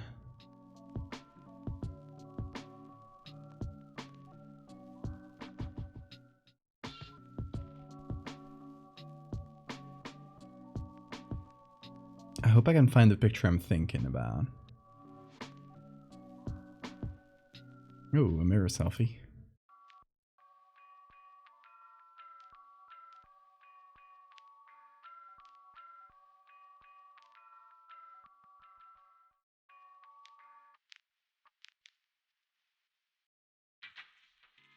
Whoa, that goes hard. Hey, ladies, get yourself a skeleton. A friendly little skeleton that will help you hold your mirror.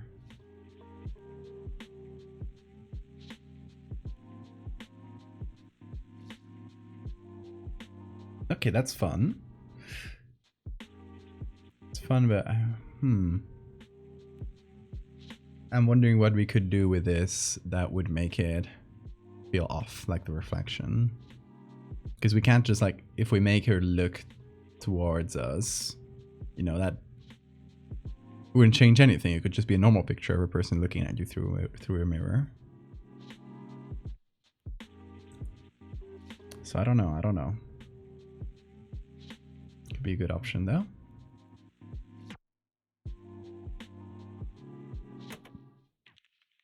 Ooh, careful. You're showing some thigh there. Green Terps, thank you for the follow. Welcome. What are you going on about, horny old man? It's just an expression in Spanish. Viejo verde. That's what it means. A second spooky face. Could be.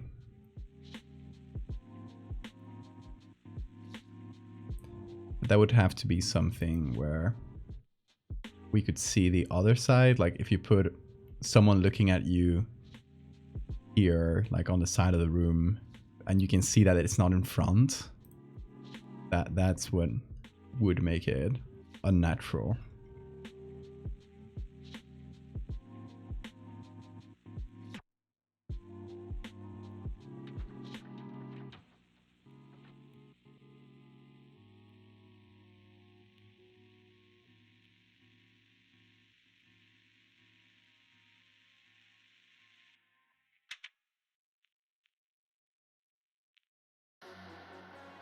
I'm getting a few nudes that I hope. Now, I think Twitch is now more lenient about that sort of thing, but like artistic nudity, but so I'm less concerned now. Dropped it in the operating room. Let me see. Whoa! Cool, really cool makeup. Let me show it. Yeah. That's nice.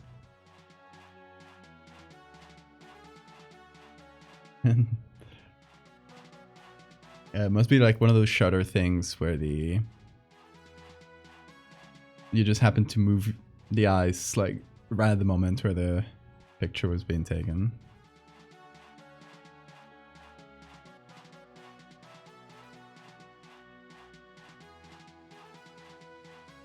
I love the face here. Zoom in on that. That's it. Oh, there we go. That's what I look like.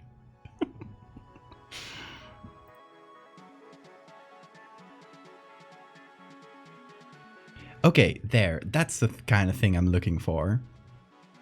Now, if we make her here look at us, that would be great, right? I like this one a lot.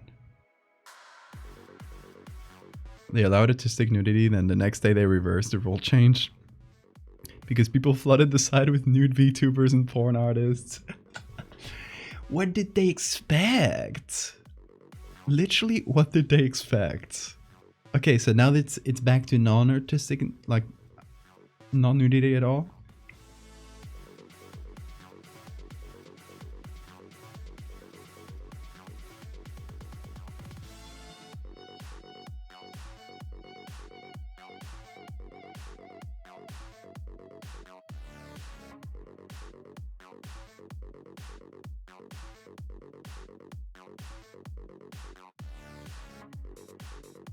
Wait, how did they take that photo? Oh, I bet it's like right outside the edge here, the frame.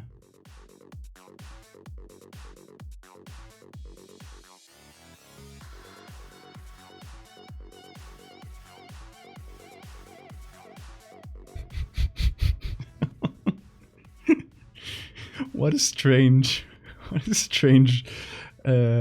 stage photo. He cut his finger.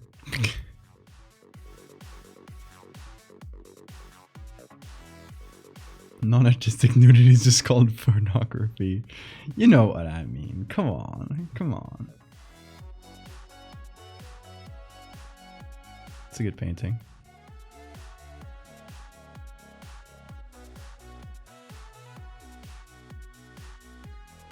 I love all the mirror selfies here.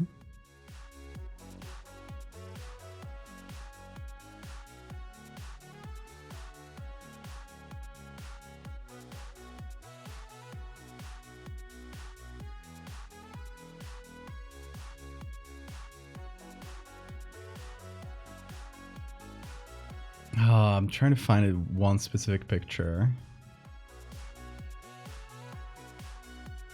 Just don't remember, like... It might... Okay, it might have been on a specific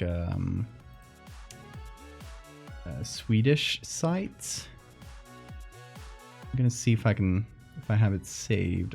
Is it? No.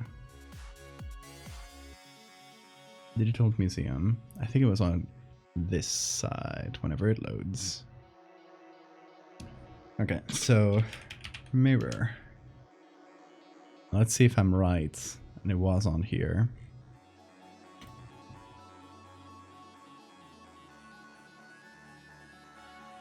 Okay, can I filter a little bit? Types, photograph.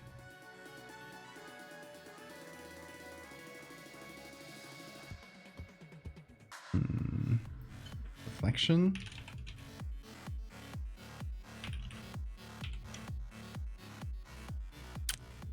Nothing there. Okay. Then I don't know where it might have been.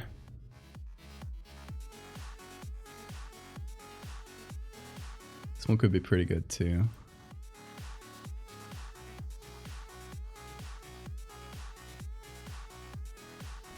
That's a cool painting. This guy's swag is too different. I'm gonna kill him.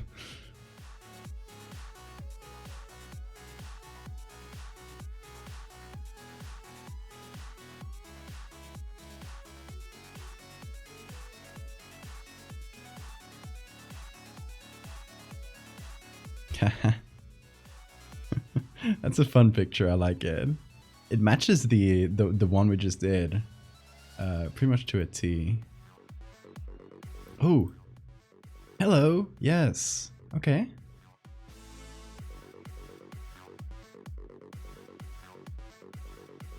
We're finding some good ones here. This one's too low res.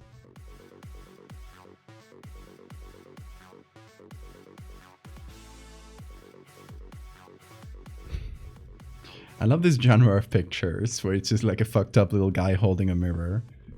I know it's like meant to represent vanity or whatever, but but I just love to take it literally. Go like, oh, this person has a little guy holding their mirror.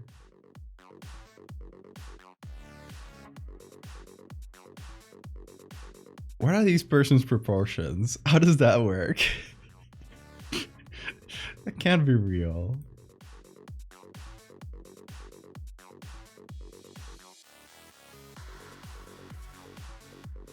Me and my little vanity goblin. Yes.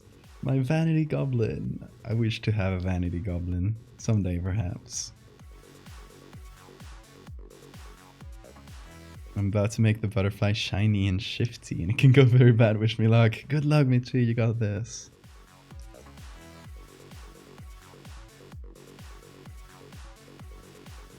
His birthing shoulders. Well, thanks for the save reminder. I have not saved this picture at all, but I will do so right now on the background. Call it Reflection 2.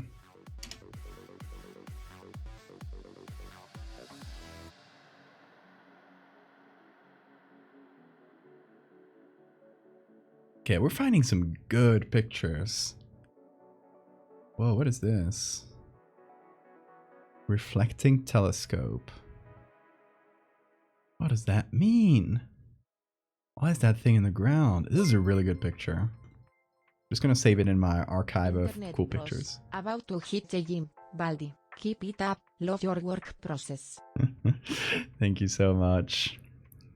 Have fun at the gym. Get swole. Dream career, vanity goblin. Honestly, goals. It does look like something I made up, right?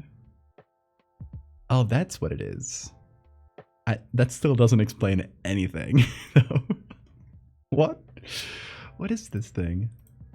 Why does it shine? I mean, I guess the shine here is just a long exposure. You can see the people here moving around. So it seems to have been like a long exposure of the same angle or close to the same. But what is that? The mold and annealing furnace, foreground, and the furnace in which the glass is melted, background.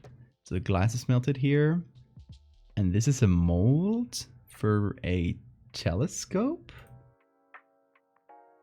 Capping the glass from the melting furnace to the molds. Oh. So it's molten glass pouring from here into here. And this, I don't know what they're, well, it's saying reflecting telescope. So I guess they are making a lens.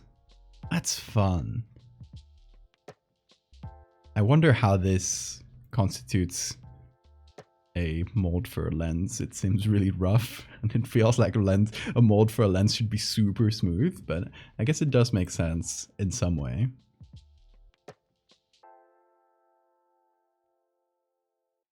Rich Val would just hire a vanity goblin. A groom of the stool? What's that? I'm gonna save up for that after I get my new computer. Okay, I'm gonna save these images just into my collection of cool images so that one day maybe I'll use them because they're nice. Let's get back to it though.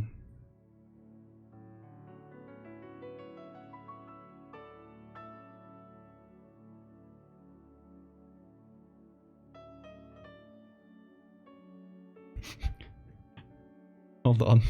Explore Freemasonry in the Netherlands. People and their own reflection in mirrors. Men with books. What is this? Hold on, I'm getting distracted, I know, but sometimes it's worth. It's a circus performance. Ah, they're doing the elephant not crushing thing, not crushing someone trick. That's fun. Oh, lots of pictures of a circus. That's kind of a gold mine, actually.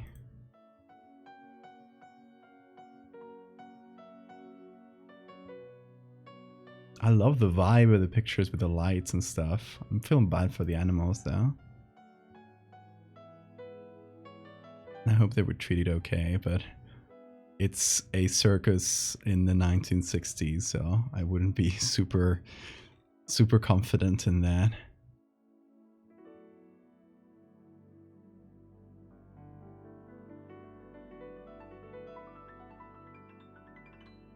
Maybe it's filed down after the pour. Yeah, makes sense. In Tudor England, the court would have a role called the Groom of the Stool. He was a close advisor to the king and was also responsible for helping the king shit. He provided the chamber pot in which to shit, the towels and things needed to wash the king after shitting. You know, you're protecting the king in their most natural, in their most vulnerable point, so important. Wiping or cleaning? Oh my god. Doggy spotted. Oh my god. He's stealing the show, that doggy. Anyway, I'm getting distracted again. Please stop me, people. Stop me. I will go on a tangent. Anyway.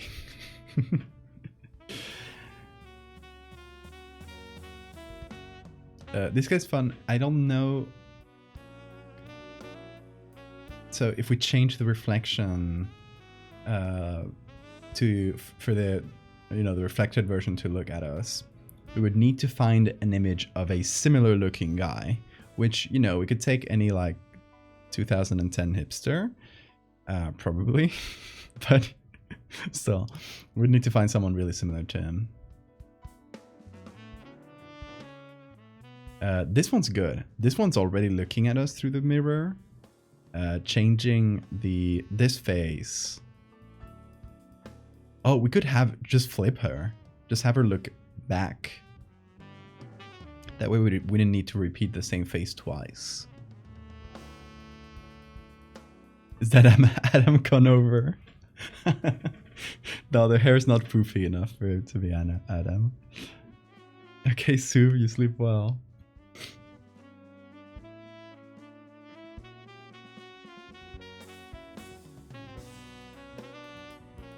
Logic was that the Groom of the Stool was with the king in his most vulnerable time. So yeah, I called it. One of the most powerful people in court. I love that. 3/5 of your work team live in Texas, and I asked them about Buc-ee's after Q stream. Unprompted, one of the first things they mentioned was the bathrooms. Oh god, Buc-ee's is horrifying. Hold on. We talked about this on Q stream yesterday. And again, go follow Q. I'm gonna do another shout outs. Go follow Q because I'm on his stream a lot. So if you want to see me more than you already see me, you can see me there, and you can see Q because it's great. And yesterday we talked about this Texas kind of gas station chain, gas station and store chain, I think it is, called Buc-ee's. Buc-ee's like this. And the mascot is this little thing, but there's a statue that looks horrifying. This one, look at this. What is this thing? What is this? Why is it so scary?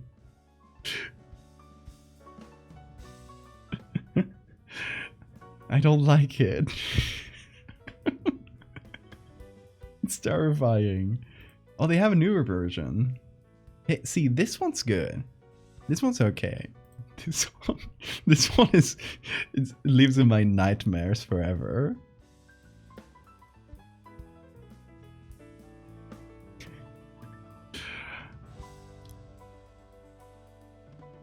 Anyway, this picture is really good. Let's try and find good version of it.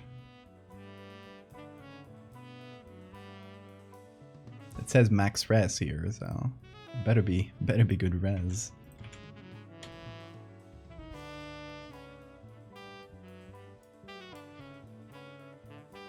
What does that mean?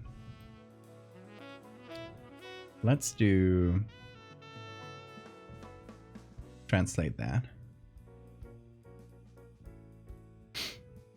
In front of the mirror in the living room of this and this. Document type photo. Okay. So it just says in front of the mirror in the living room. Hello, Bean.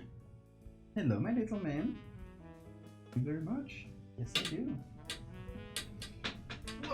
There he goes. Oh, you just ate, didn't you? Yeah, I can smell it. I can smell it. You should wash your teeth, mate. You smell like kibble. Don't be ashamed. It's natural. It's only normal. Don't be ashamed. Yeah.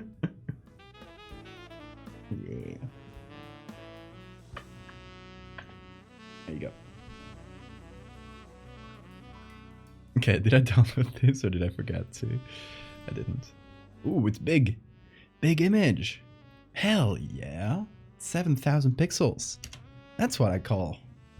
That's what I gotta call a good archive. Okay. Let's go for it.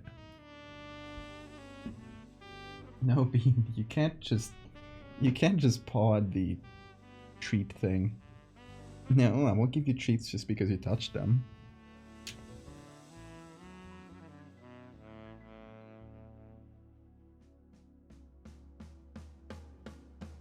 Sleep paralysis beaver. Bucky's food is peak. Is it? Do you have a favorite cryptid / monster? Oh, that would be hard to choose. Pretty much impossible to choose that. It's a German one called the Wolpentinger. Oh yeah, the jackalope type. Yeah, I remember that one. That's a funny one. I like it. Oh, Bean, you are kind of sitting on top of my tablet once again.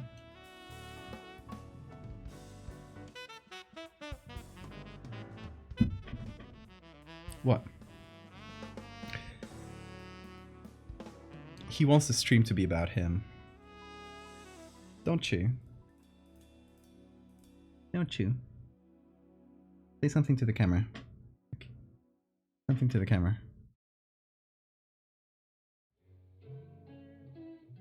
Oh, do I make him attack the camera? Hold on. You're about to be attacked by Bean. Watch this.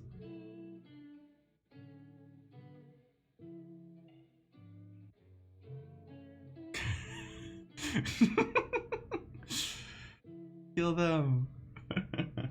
Okay, he got his toy.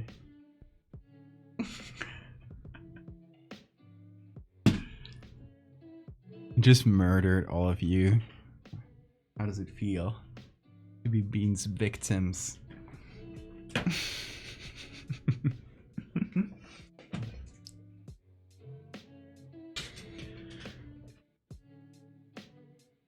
Oh, you're giving it to me? Yeah, you're gonna get a treat for that. There's a fetch toy. Here. Oh, he did a big crunch, but he was too far away from the mic. If you give me this, you bring it to me. Understand? You take this, you bring it to me, you get a treat. You get it. Okay. Go get it. He lost it. It's right there. You see it? Yeah, there it is. You found it. Good job. Good boy. Okay, now you bring it to me. Just pick it up and you're... Okay, he's just pushing it towards me, but that works.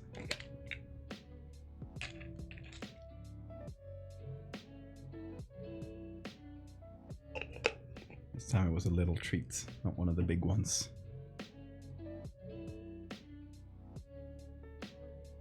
Oh, there. There you go. Good boy. Is he licking it? I love how he just like pushes it towards me. It's really funny. You can just pick it up with your mouth and then bring it to me, dude. He doesn't get it.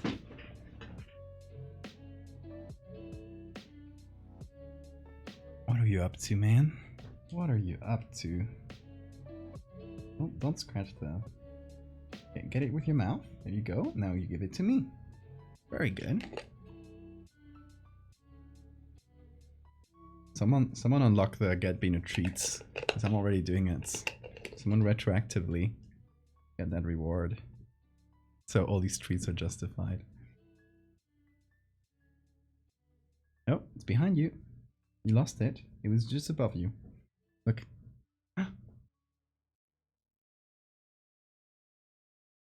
You not see it? Oh, you can't see it from that angle. Look. There you go. Seen it now. Thank you, Maxwell. Thank you, Johnny. Now we have to do it again. Okay. No? You don't want to get it? Look. Go for it.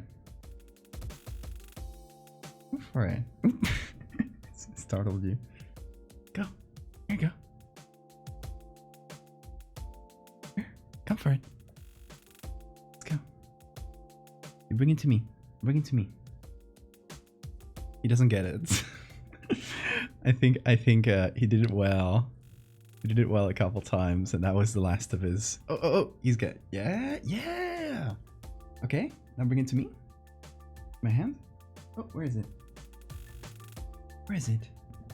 Did you lose it? Oh, you lost it? Behind you.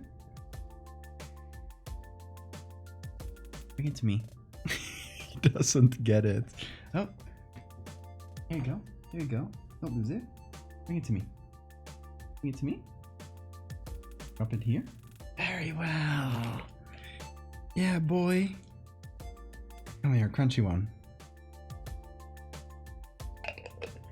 He's holding it like a people. He does. Okay, I'm gonna throw it some other way. Very good job, Bean. Hey, chat, tell him he's the smartest cat in the world. Tell him.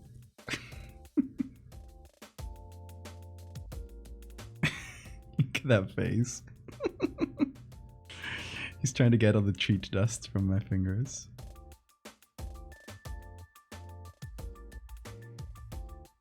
Imagine being with a thick Russian accent. No, he would have a Canary Island accent. He would call everyone mi niño. Means my kid. My child, I mean.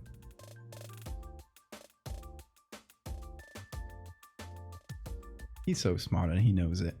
And he keeps standing on my tablet. Okay, I'm gonna do the secret tablet technique. Very slowly. Very slowly. Oh, okay. There you go, there you go. There you go. You can stand on the buttons, that's fine. The buttons are turned off. I had to turn off the buttons on my tablets because he keeps walking on them, so so I can't. He keeps like making things happen. Can't have that. Oh, this is a really good picture. So crisp.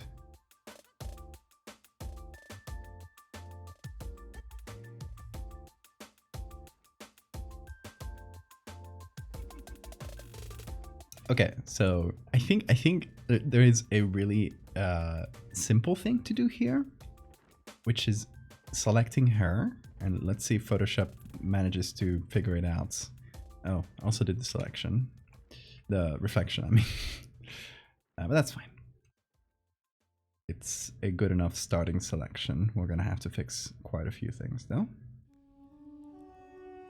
So my idea is to just take this and flip it. Okay, the face is okay. I think it... Okay, trying to select the hair here. It did an okay job. It missed half the neck. Not so good. Oop. And it missed this little handkerchief or whatever. Yeah, this little bow tie. Experiencing technical difficulties. Oh no, with the butterfly or with the stream?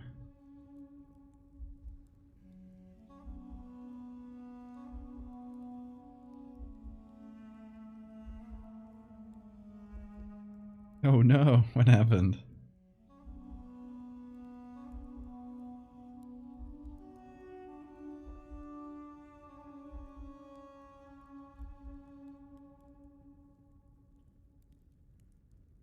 Okay, so here's my idea. Very simple.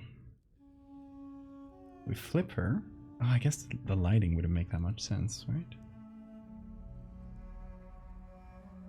I can add a second source of light to fix that. But if we flip her, the reflection looking at us is this creepy by default, right? So instead of having to edit the reflection a bunch, we just edit the subject. How about that? I think it might be the easiest way of doing this. Although I might eat my words because maybe doing the whole lighting might end up being more than I can chew. But I think we can do it. Nope, Bean is going to his little. It's shower time for Bean.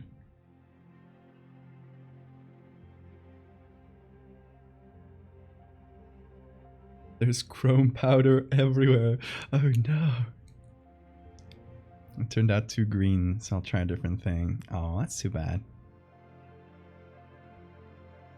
Can you undo that step, or do you have to restart? Hope not.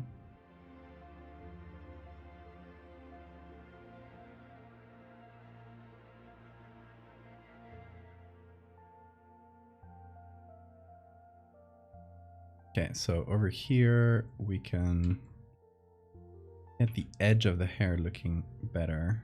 I'm gonna start with this tool, which is just gonna make the edge fuzzy. That's a bit too much, I think, though. Yeah. Gonna do it with a smaller brush. Let's go little by little.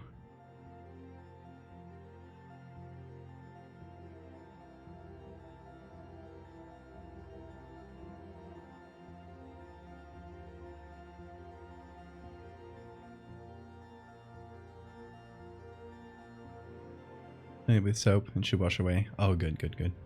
I'm glad you're not like losing a bunch of work. That would be awful.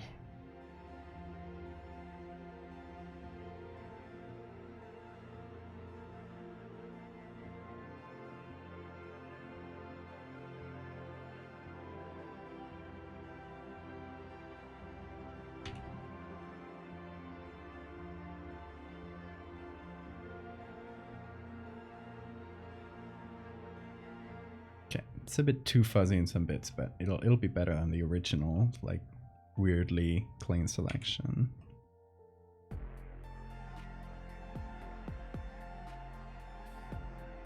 It has happened before.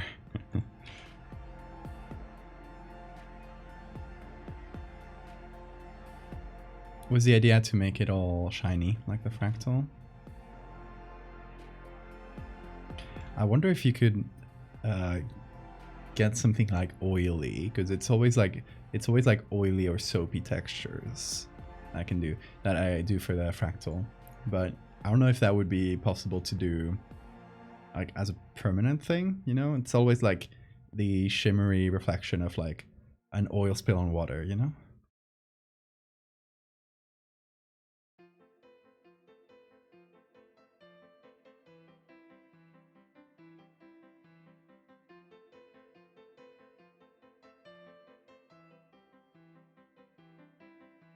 I'm gonna create a levels layer where I'm gonna brighten it a bunch, and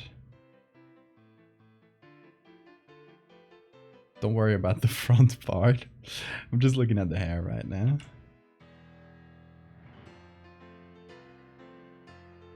because that would essentially allow me to invert the lighting. Which will... Okay, so this lighting inversion is much easier than the one we did on the face earlier. The one we did on here. Because it's... the lighting is much flatter on either side. So the difficult part is like this sleeve, basically. I don't think it's that difficult, though. I think we'll manage just fine. Oops. So just already with this, we already got the left side looking much brighter. Also, I should... Hold on. Before doing this, I should select her and remove her from the photo. So I'm gonna redo this. And do... we don't need such a specific selection this time. Just kind of a rough one that we're gonna expand. 15 pixels sounds a bit too much, perhaps. Let's do 7. Okay. And then we're gonna do this fill, content aware fill.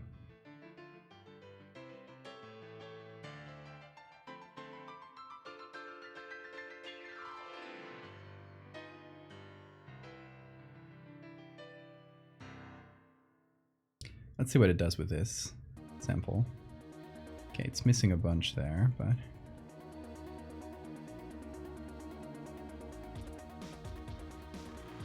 It's not like we need this full thing perfectly covered, so... As long as it gives us a start, we'll be good, I think.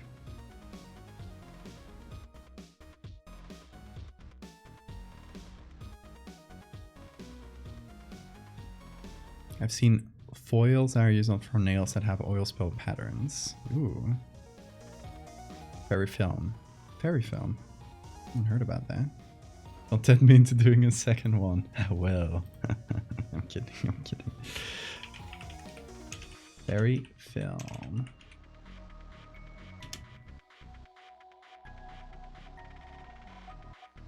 Oh, just lots of movies about fairies. Material. Oh yeah. That's exactly it. Ooh, that would work for the fractal very well. Yeah, this sort of thing.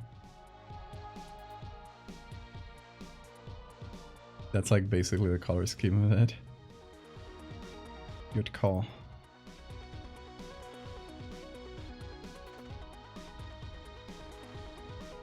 Okay, let's hit OK here.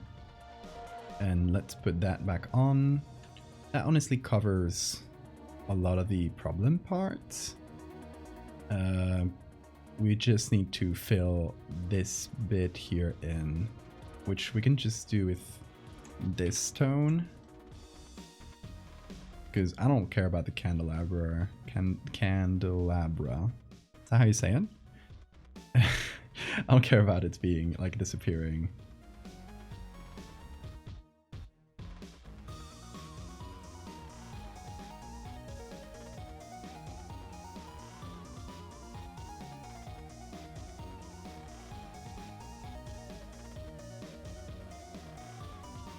Yeah, that does pretty well. Like Baby Metal's current outfits. I don't think I've seen that.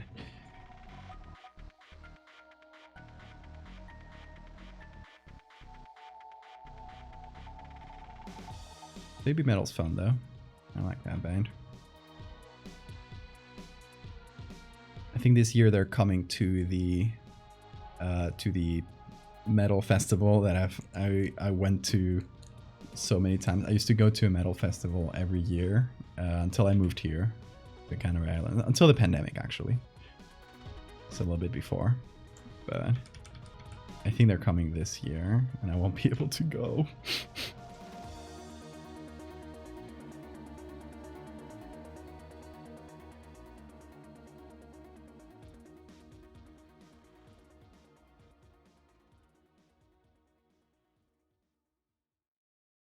With this, Oh, you just picked a little chunk from here and put it here, but it kind of works. It was actually kind of a good move on like the fill algorithm there. Strange thing.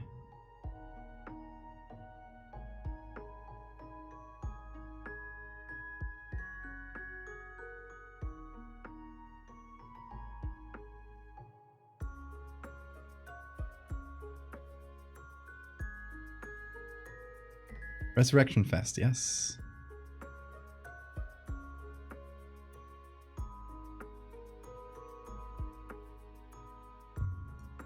Since I used to live in Asturias, and it's in Galicia, it's like the neighboring region, I would just take a train there every year.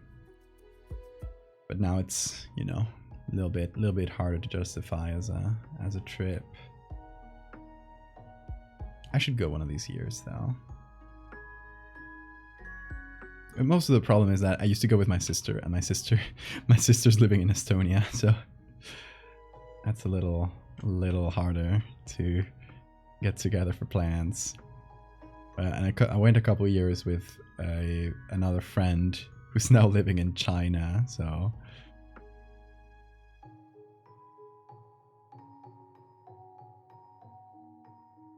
that's also the reason we stopped playing D&D. We had this really nice group. We played a bunch of times. I was a DM, and then everybody started going to different countries with very different time zones. This is their current outfits. Ooh, let me check.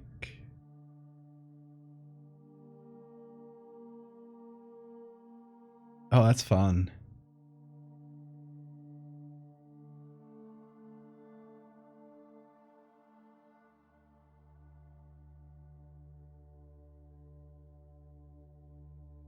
Yeah, it's like the classic D&D group curse where after starting a game, everyone will go to different places and it's hard to get together, but like multiplied, because like back when we stopped playing, like it's because my sister was in Japan, that other friend I talked about was in China, and then a couple of us left in Spain, but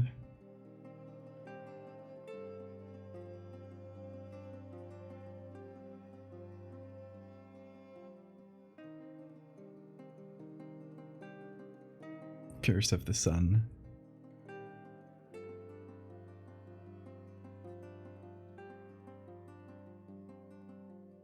I should DM for Twitch peeps.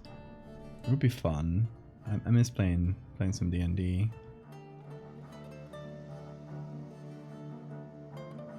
DMing is a lot of work though.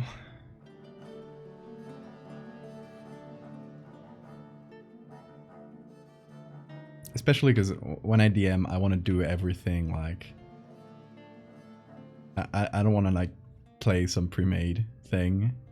I want to make a special story for each character and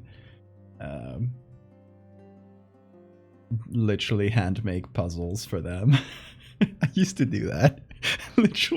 I literally invented new puzzles, and my sister decode a musical script that I made up. I had another friend. His character was learning blacksmithing, and since there was no system for that, I just made up a system. And to progress, I had like little puzzles essentially, and yeah, I would just make up puzzles. I did reuse them. Like it didn't go to waste. I reused these as puzzles on the Patreon, because especially at first on the first two postcards, I used to have on the back of the postcards there used to be a little puzzle or something like a cipher to solve, and I did a bunch of them until I eventually just like had no ideas left. But that was fun.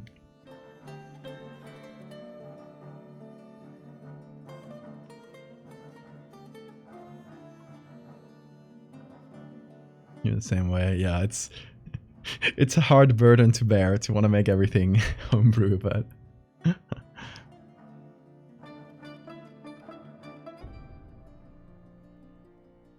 You get rejection, sensitive dysphoria with friendships and hobbies combined. What does that mean?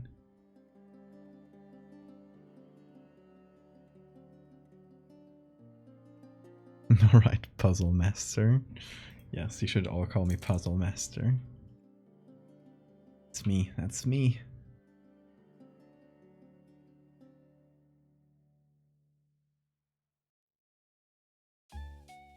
Okay, it's kind of hard to get some contrast on this really, really bright part of the image.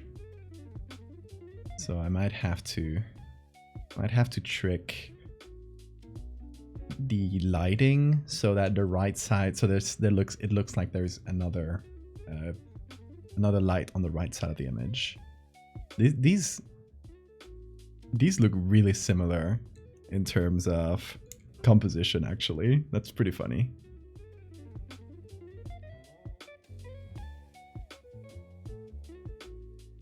Like social anxiety. Yeah, okay. Purple Prime will tell you that because we're struggling to meet or because people seem unmotivated to finish a storyline. They don't like being friends also. I get that. I get that. That's stressful. I feel you.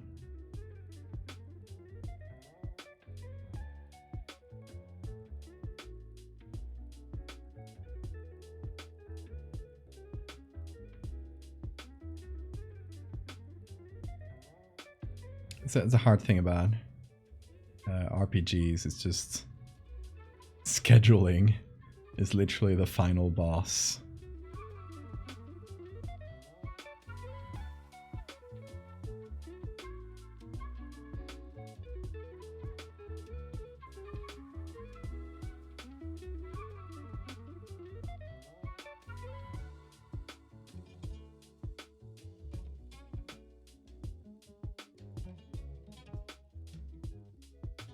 I'm making up my own folds in this clothing because this is like the part where the lighting is supposed to be like the most reversed, right? Because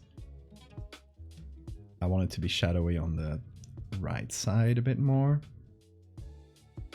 But I'll probably go and end up with like a middle solution because yeah, I'm gonna add some lighting on the right.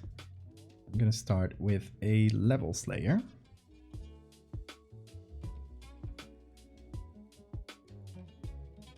I'm gonna apply that with a gradient, like so.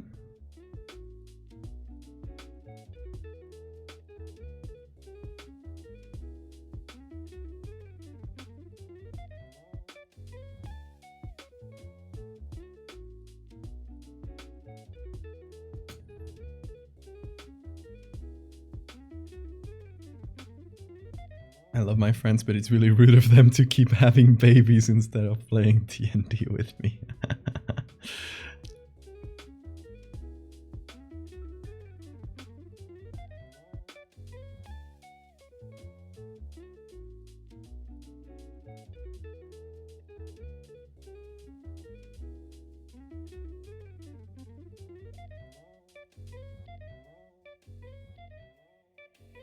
Okay, so my trick here is to make it look like there's light on this side, and this looks kind of wonky.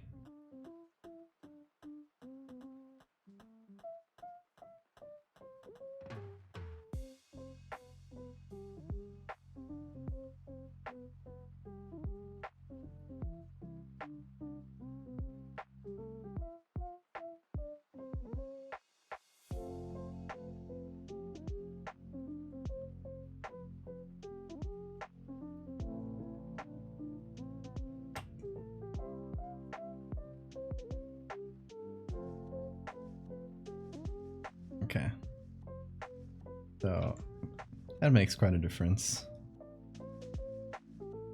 To make her lighting make sense.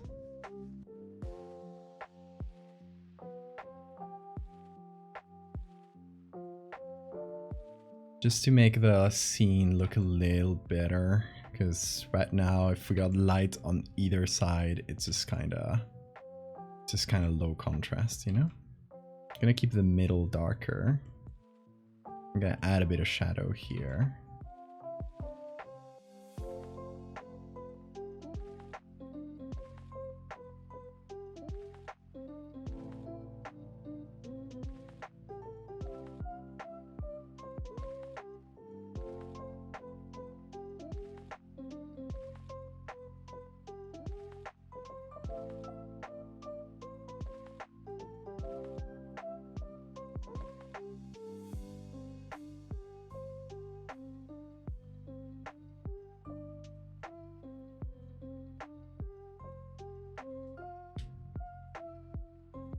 I was on TikTok the other day. A drunk dude waiting in his friend's house for him to come home and saying, "Why don't you hang out with me?" Oh.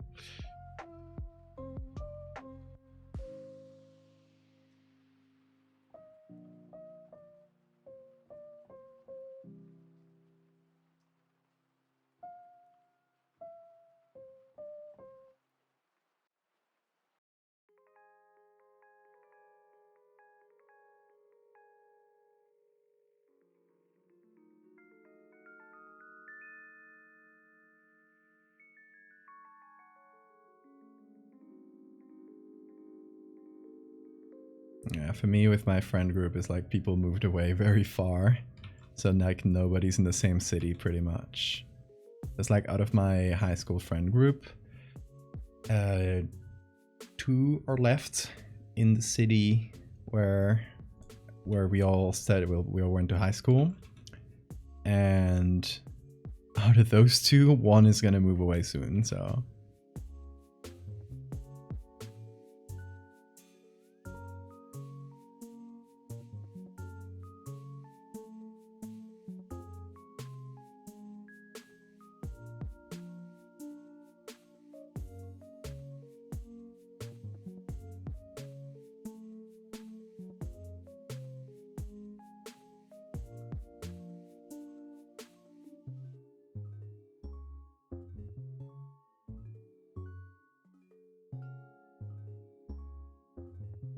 Every year 2 of your friends do a bit where they act like they got married. Every year it becomes more and more plausible.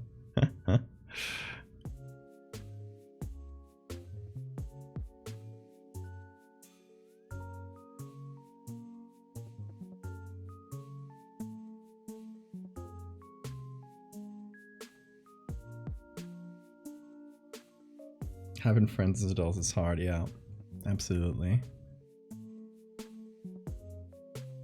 Like, it's something I've noticed after moving here, that it's like, how do I make friends? Like local friends. So one of my resolutions for the new year is actually, I'm gonna try and like sign up to activities. I still don't know which activities, but I might try a few, you know? Also because I've noticed that, you know, art used to be my hobby, so it used to be what I did in my free time.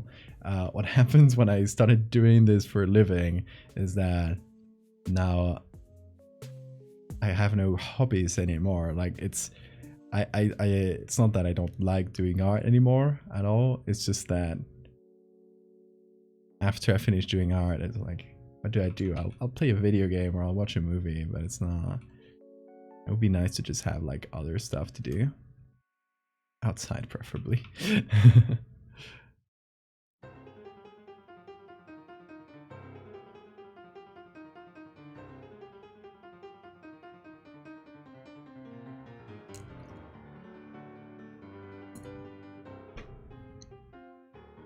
But I got Bean, so I never feel alone.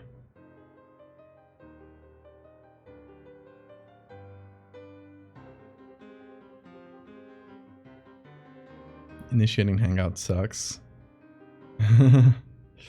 Yeah.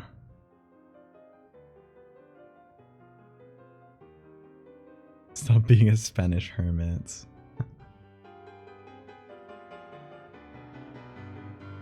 Met some people I really like to volunteer at the animal shelter. Yeah, that's a nice one. Activities you do are full of 50-year-olds. I need younger blood. clone Bean so I can pre-order one. I'm sorry, he's unique. He can't be replicated. He's a special little boy.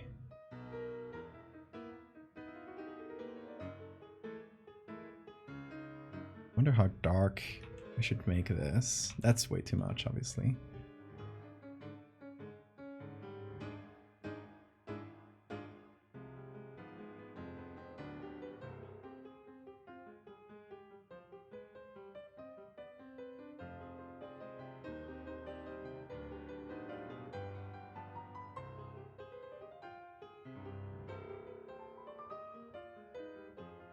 Okay, with my light trick of making it look like there's some light coming from here, it actually looks pretty alright, I think.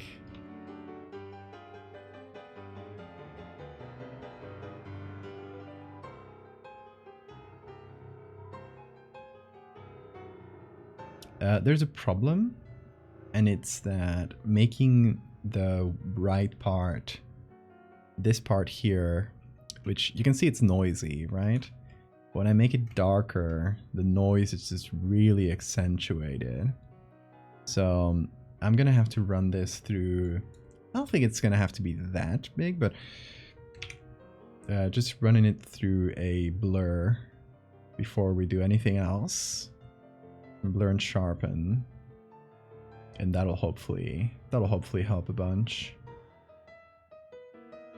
Yeah, that's way better. Now it fits the rest, noise wise.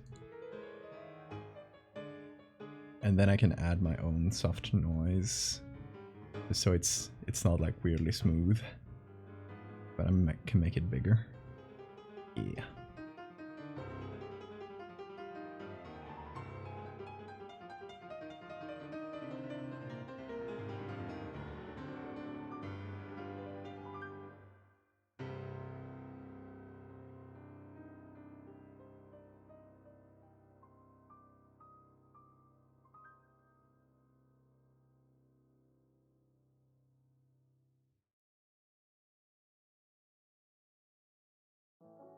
And Johnny, you gotta do like me. You gotta get out, do activities.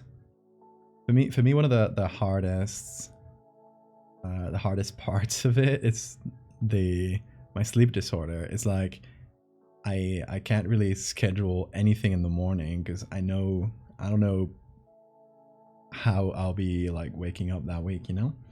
So it really limits me like what I can do. Especially if I want to do something like regularly. Like attending some classes. I've been thinking of like maybe going into photography classes, but would be hard to schedule.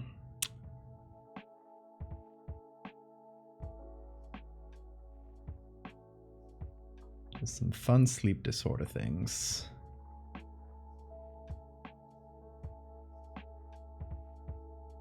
Let's see. Okay, that looks pretty alright. We need to add a signature. And retouch the lighting just a touch more, I think, but I'm getting there. You got flashbacks to getting your ass beat in Hollow Knight for several hours. Hell yeah.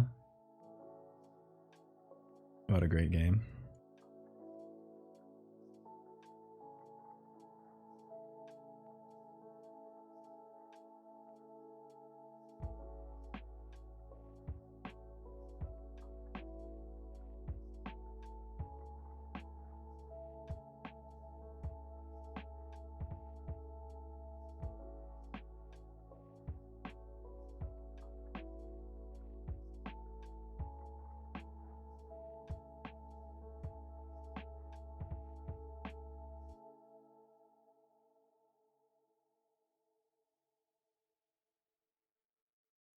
Okay, a signature. It needs to be on the reflection.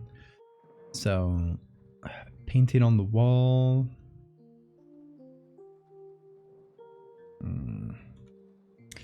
Where should we sign this, y'all? It's, oh, wait, opposites. How would that be? Like this? I'm so used to doing the backwards N that I don't know how to do an N anymore. Okay, so could just be on the wall, but I don't know.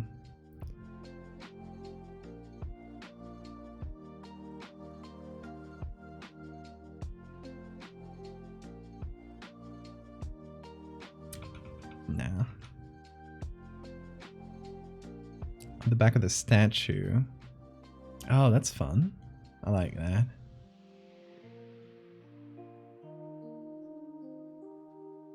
The opposite, the opposite. Just do an N. I'm silly.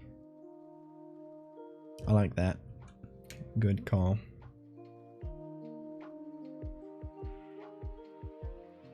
Okay, so we're gonna go here. I think I'm just gonna do it as soft light.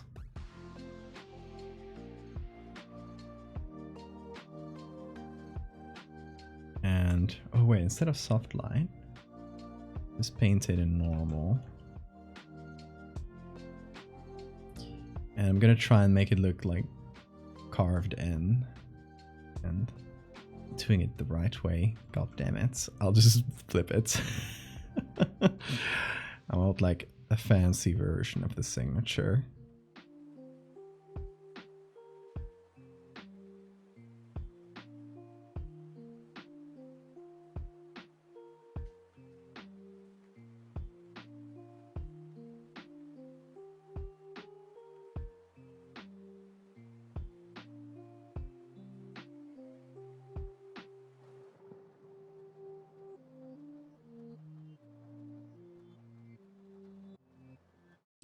And now I'm gonna reduce the fill to really low. Or actually, before I do that, I'm gonna invert it or make it black. There we go. Now we're gonna go in. We're gonna reduce the fill to really low. Gonna do bevel and emboss now. Inner bevel. Okay. Then the lights. Oh, this should be white. There we go. That way we can make it look carved in.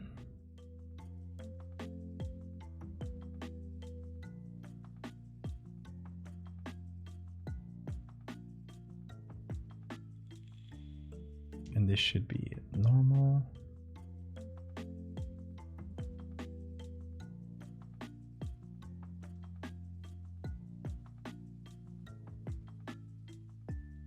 Yeah, that's a fun little trick if you want to make things look carved in. I think it's still too high contrast. So I can reduce the opacity a bit. Or just put that in a group, and then add some levels to the group.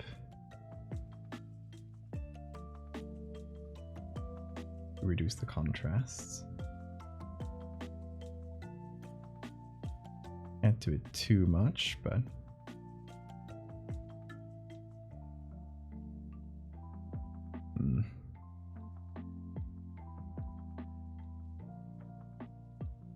gonna put it in the back there.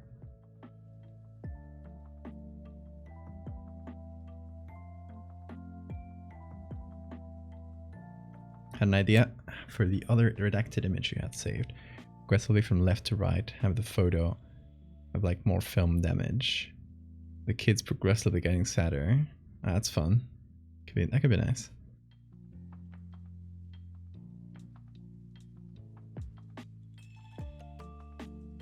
Oh, that's gonna be so hard to see. It's so small that when I put the blur and the sharpen, it's gonna disappear basically. Okay, I need to make it larger. Even if it's kind of crosses over the coat there, or the clothing. I could just delete that. Make the back flat. There you go.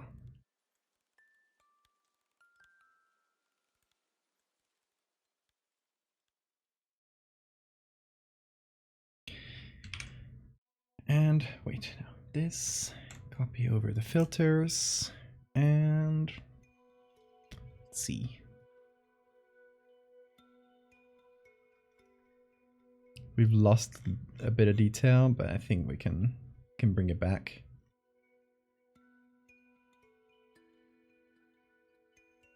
Lighting looks better on the face. Kind of looked like lumpy here. That's better. Yeah, I'm just gonna add a little soft light on top of everything. Really soft, like this.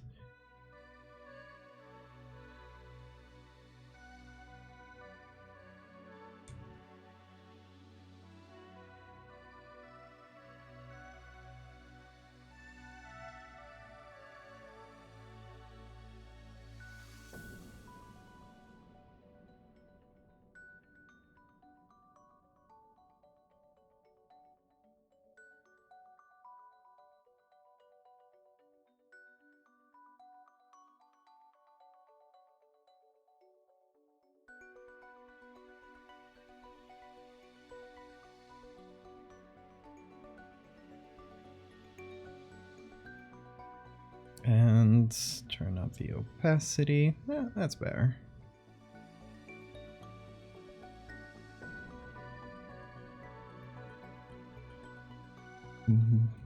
Yeah, Bean just went back to really deep sleep. I thought he would go wild after waking up, but he didn't feel super playful. He just wanted cuddles and then went back right back to sleep. I guess he just woke up and got a bit hungry. But now, back to sleep for him.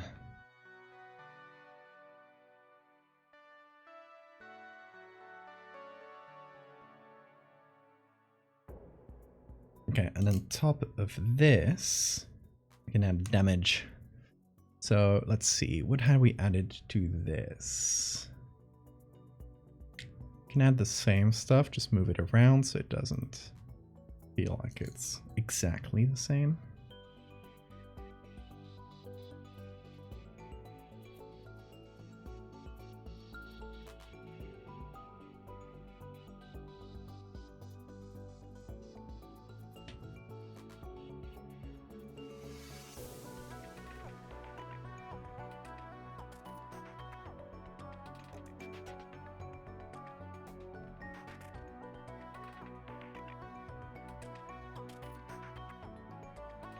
I don't know if I love the dust and scratches actually.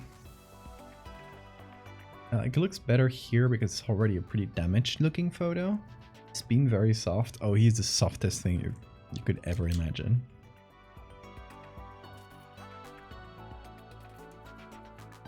And he's only ever showered once, the moment we got him off the street, just in case, you know. And he was already clean, like we just showered him just in case.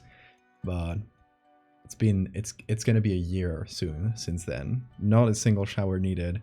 He is the cleanest boy in existence. His hair is always perfect and soft. I don't know how he does it. I wish I could do the same. I'm gonna have him clean me. This, by the way, is a reminder that on the 19th of this month, it's gonna be the Beaniversary.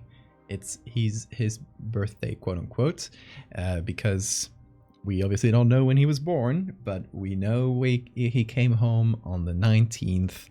Well, he came home on the 18th, but the first stream where he appeared, the first time he was ever live was like right here, the night we got him. That was on the 19th. So on that night, we're gonna do a special Bean stream. That's gonna be Friday, the 19th. He tries to clean me sometimes, but only the beard.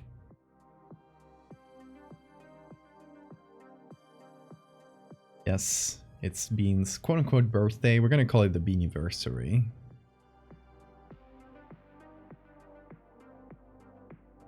I think I might need to break this image a little more. As weird as that sounds. Just make it feel a little bit like the other one. A little bit higher contrast.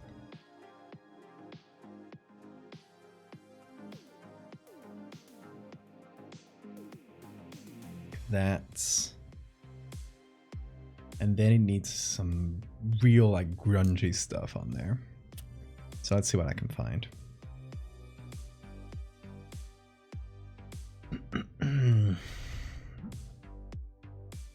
Like this one already adds some pretty interesting textures. But I think we need something. No, that's too much.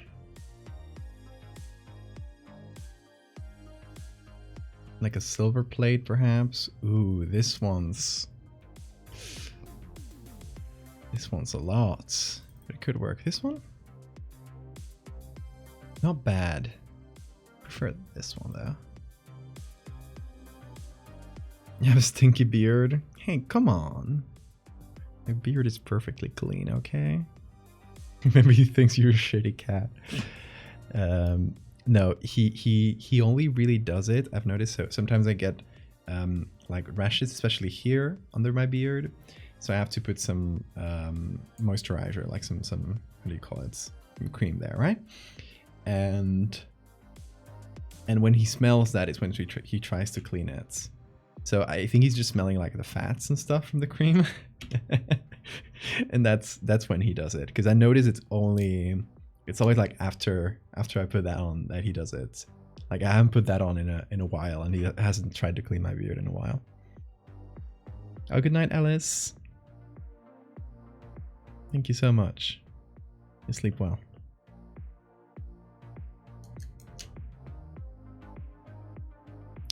Any tear textures, like rip to the image?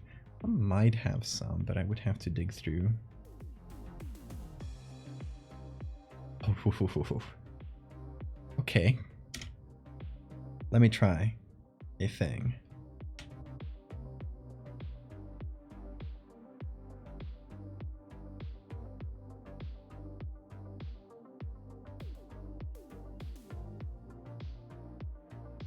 This is a lot, but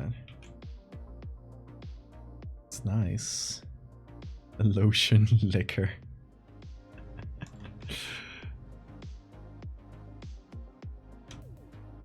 He is a lotion liquor. Oh, he's cleaning himself right now. Like he heard us. Okay. This is obviously a lot. So I'm gonna reduce the fill. And maybe go over it in the mask so I can like reduce it more in specific areas.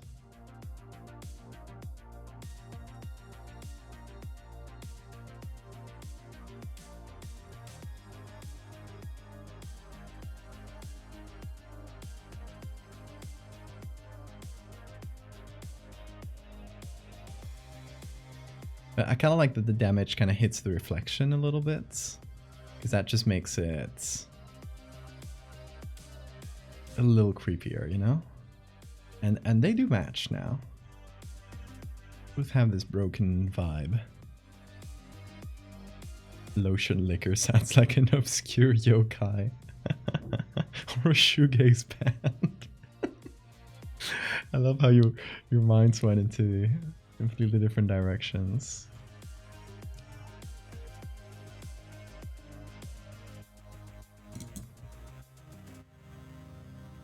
Hey Young, it's been gone forever. Is the bean cam permanent? No, it pops in and out, so I can turn it off and on. That's a bean. Little kiss? You gonna clean me? No? No cleaning? Alright, I'll remember this. Lotion liquor sounds like a Yule lad, it does.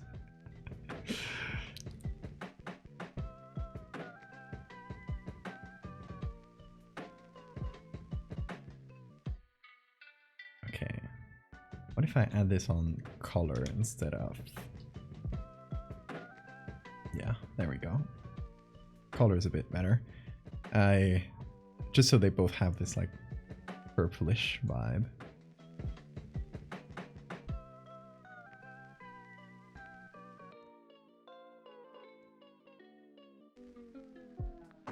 in the world is a Yule lad? Okay, so it's a Christmas tradition from Iceland, where the days before Christmas, there are like little devilish little dudes, little gnomes called the Yule lads, and every day, like I don't know how many of them there are, but every day in December, during December, they'll each come like, on this day the pot slicker comes, so the pot scraper, and he'll come in and scrape your pots, and you have to do like specific things so they don't go into your house.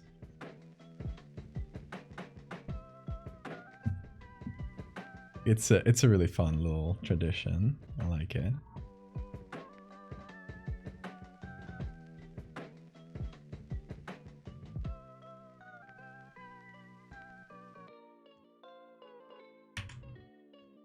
I'm gonna save this one. Well, this should be reflection 1.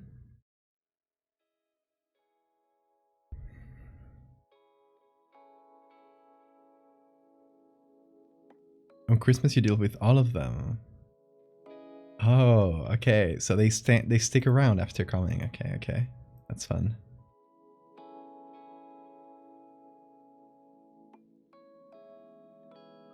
Yeah, and there's a Yule cat that comes later.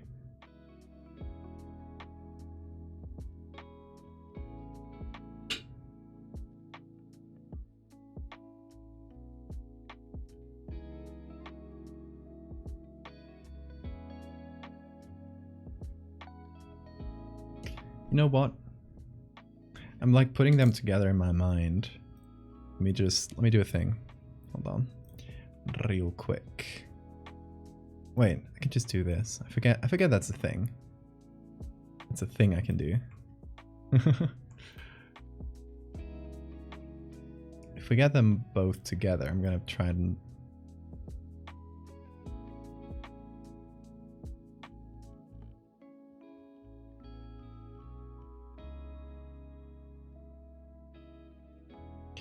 Really similar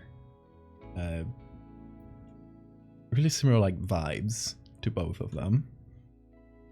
But I'm thinking, what if I flipped one? So it essentially like mirrored the composition from one to the other. How about that? What do you guys think? And if so, which one should I mirror? Let's see. Let's try both. Whoa, where did you go? There you go.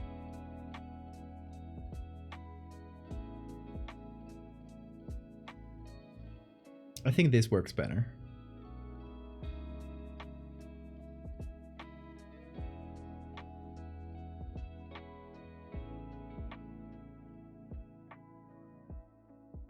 I read an Icelandic ghost story about a woman who meets her husband's ghost on Christmas, though she doesn't know he's dead. After they're riding on their horse, his hat falls off and she sees his skull and he rides her to his grave. Then he buries her with him. I love that. In Iceland, there's a Yule cat, a giant cat that eats people who don't wear the clothes they got for Christmas. Yeah, I love it. I do have to flip my signature. True. Yeah, I think I'll flip the one on the left, the first one. I might crop a little bit. I'm not sure. Would you like putting them side to side like this? It's nice. If they're gonna go together, it's better to compare them next to each other too. I should do that more. So yeah, I need to go here, flip the signature. Oh, let me remove the group, or move everything outside the group, and then remove it.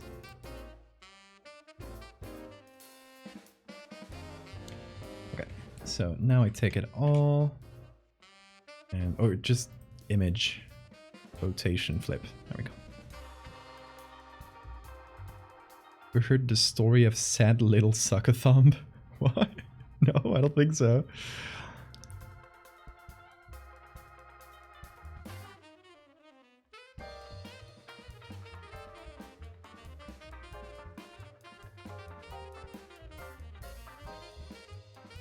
Okay, so yeah, I had it flipped. So now it's right side.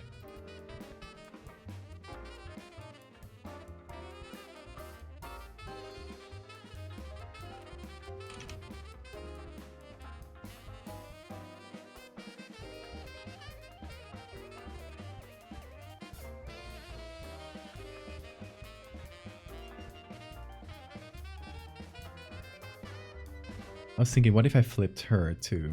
But no. I think no.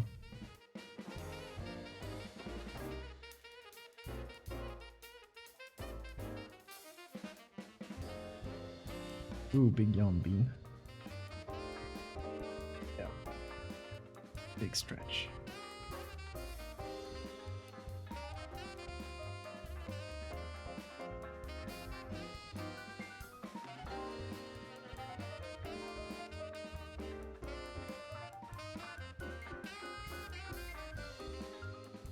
Ooh. He's so close to the camera that... There we go.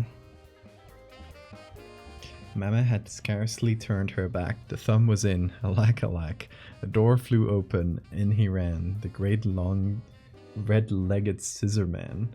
Oh, children, see, the tailor's come and cut a little sucker thumb. Snip, snap, snip, the scissors go, and Conrad cries out, oh, oh, oh. Snip, snap, snip, they go so fast that both his thumbs are off at last. Mama comes home, there Conrad stands, and looks quite sad and shows his hands. Ah, said Mama, I knew he'd come to naughty little sucker thumb. That's gnarly. Poor little sucker thumb. He didn't deserve that. Oh my gosh.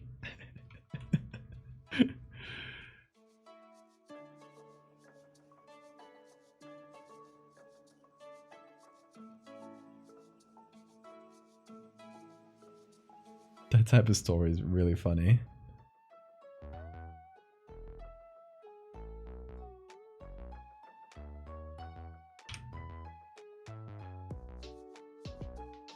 The great long red-legged scissor man is the makings of a horrifying character, for real.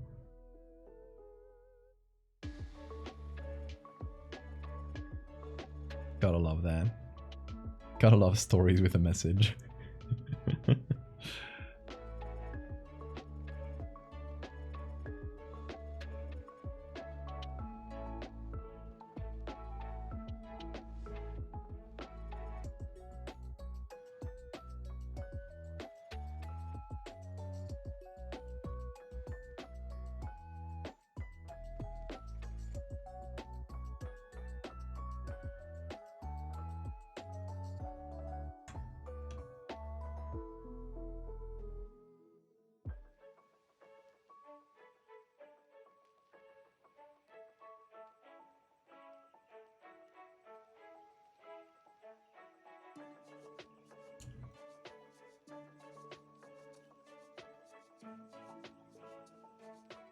Okay, there we go.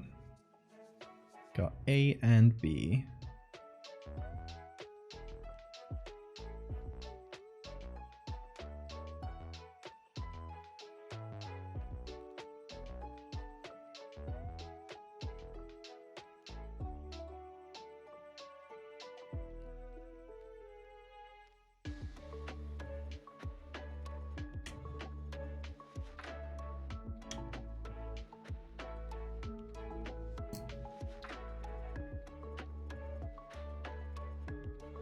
Save all of that. That's 3 hours. That's pretty good. I guess it wasn't really like the second image wasn't a really complicated edit.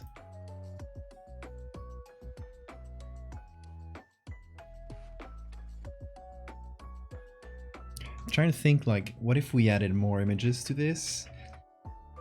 What should we do? Like, how do we do it? Because okay, we could add. I like doing things in sets of 4. I think it's a really nice way of just having enough photos to present a little story, or at least like, you know, they can create a sequence, or they can each, you know, tell a different little bit of the story.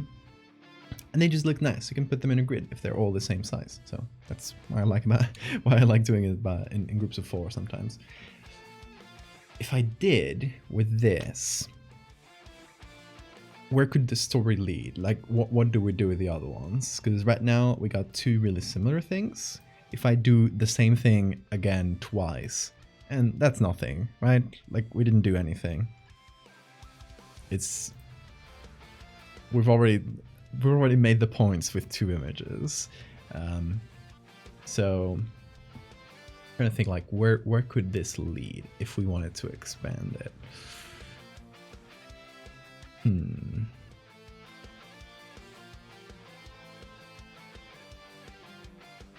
the news today, a sunburned man was hired by some parents to forcibly remove the thumbs of a disobedient children.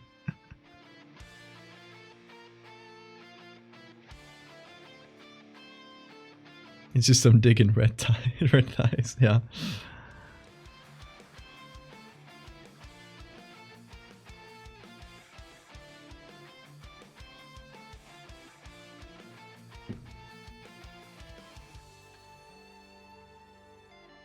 Like, okay, what could the reflection people... Because we could tell more of a story if this was a set of photos with the same person. But no, we can't really do that. So what we're left with is telling a story through like 4 different reflections that don't have no temporal or spatial connection to anything.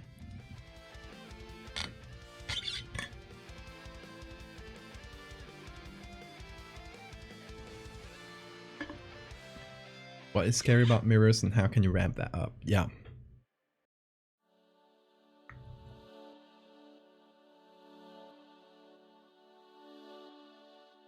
I don't know, the whole idea is reflections being wrong. I don't think it would be necessarily like something, there's some evil creature in the mirror. That's been done a lot. It's a fun trope. I like the trope in movies where like there's something in the mirror. I think it should be something in the person's reflection.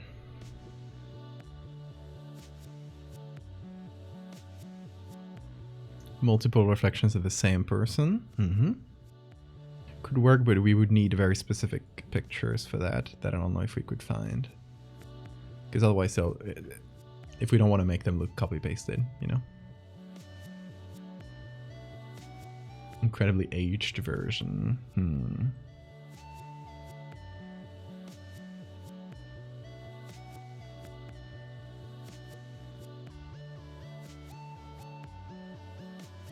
To me, it's the idea that there's like the people in the mirrors are different and that they somehow know, and in these photos they notice they're being photographed.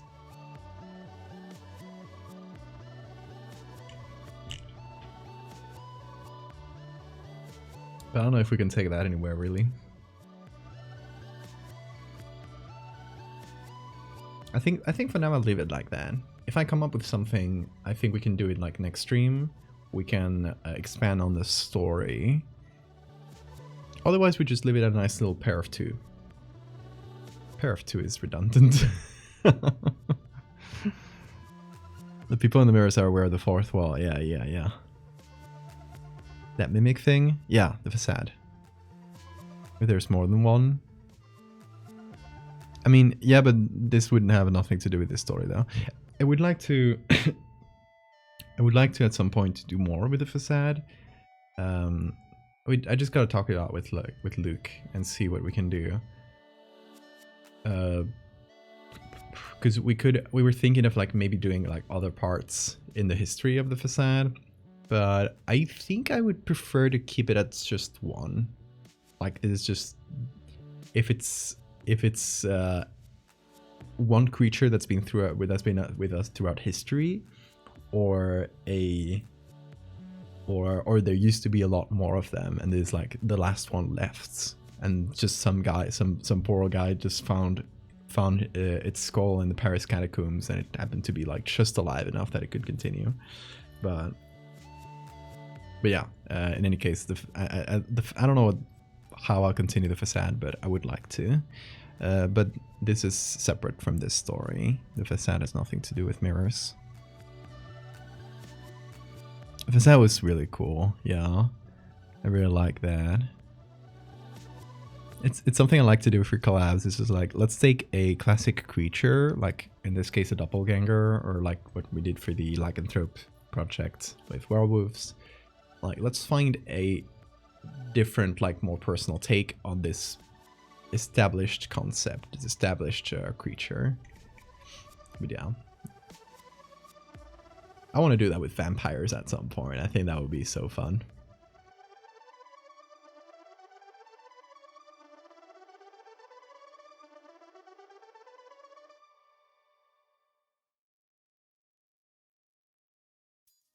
Person in the mirror is trying to avoid being photographed. Or maybe they're playing around with the photographer. I think I would leave the matter of like intention and like explanations. I would leave that off the story. I think there's way more fun if you only and you don't give any explanation whatsoever as to why the reflections are wrong. Because it's a little more fun to speculate. Say, oh, it's a creature in the mirror that's pretending to be us, or it's like the people that we see in the mirror are not exactly us. They have their own free will, or any other number of things. I think that's fun. So anything I do to expand this, I would try to keep it vague like that, so that I can work this way. Whatever we can come up with, the imagination is always much scarier than telling things outright.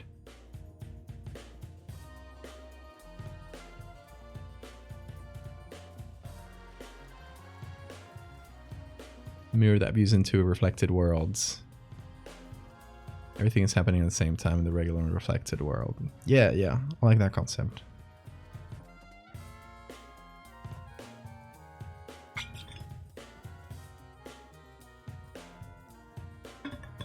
There's a concept in the animated show Infinity Train, which you should watch. It's amazing. It's fantastic. One of the best pieces of animation out there. There's a concept in it which is like a mirror world you can kind of cross into, and the mirror version of you is like a separate person. And I like that. That's fun. I like that concept. A specific random mirrors. Yeah. Yeah, I want to keep this old school. Like, I want this to be old black and white photos. I think that's... I don't know why that's creepier, but I like it. But either way, I don't think I would explain that outright. I would leave this kind of like the don't go into the pool one that I did recently, or the warnings one, where it's just no text or barely any text at all, so that it works as image only as possible.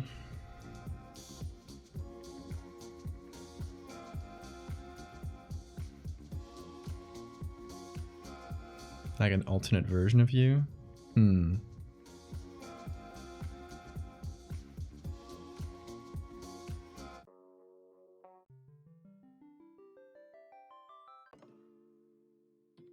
And one goes to the mirror, the reflected self also goes to that mirror. Yeah, like they're aligned, but not perfectly aligned. In any case, I don't think that's giving me any ideas to what to do with the other two images. So I think I might just keep it at 2. As of now, that's what I'm gonna do. If I come up with anything like more narrative to add to it that I can do as a flow 4 image thing, I will. Otherwise, I won't stress about it. I'll just keep it as is, because I think it's fun this way.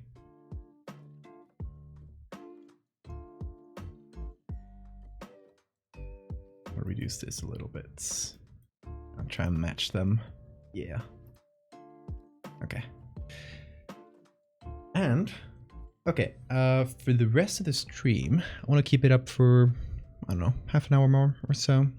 I'm gonna fix up a couple little things on the Cuelebre that I started that we finished on Wednesday. I want to just try out a couple things to make the silhouette more visible. So I'm gonna do that, but before I'm gonna take just a 3-minute break to go to the bathroom.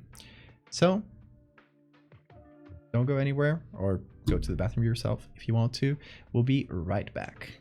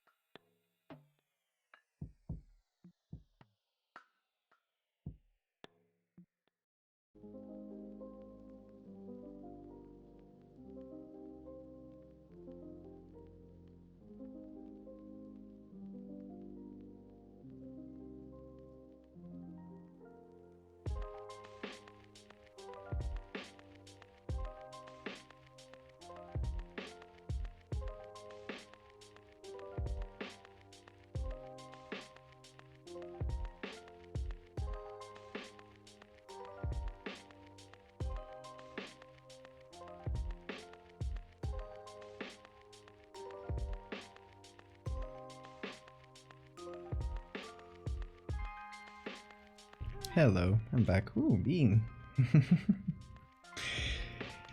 Little man, hello.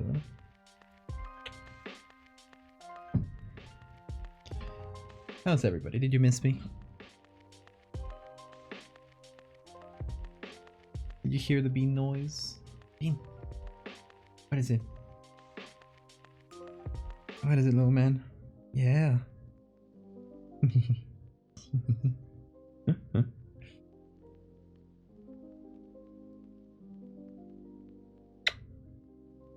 Oh yeah. So cute. Okay, where were we? Okay, we have finished this.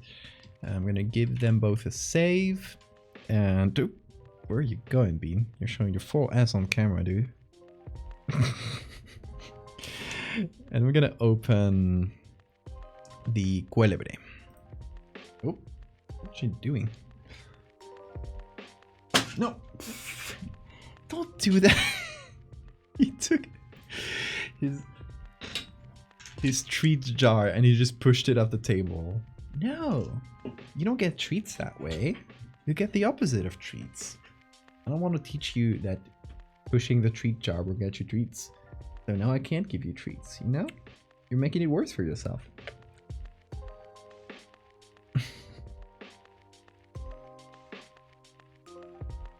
He is a little criminal, but we gotta love him. Don't we, Bean? Don't we? Yeah, we do.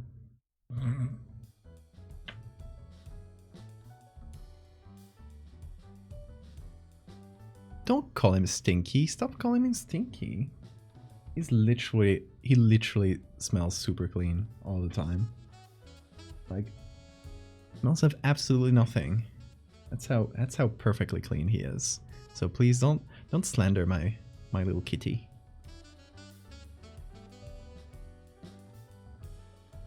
He can commit crimes, exactly. He can commit as many crimes as he wants. Give me those eye boogers. Yeah, give them to me. Give them to me. The only thing where he's not clean, because he can't get to those eye boogers. So I have to do it myself. Don't call creatures stinky. You're slandering them. It's kitty slander. Why am I sniffing your cat? Just to prove that he's not stinky, because Siphon is trying to insult him. Okay, Bean, your tail is kind of in the middle. Well, I'll try to work around that.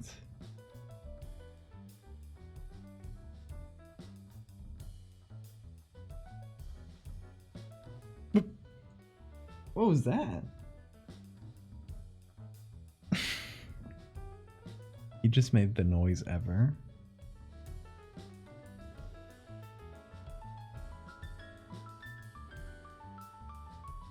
Okay.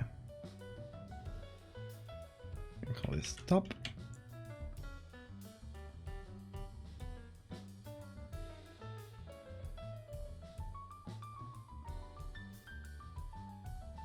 Whoa. Did you guys hear that bean noise? What do you mean by that?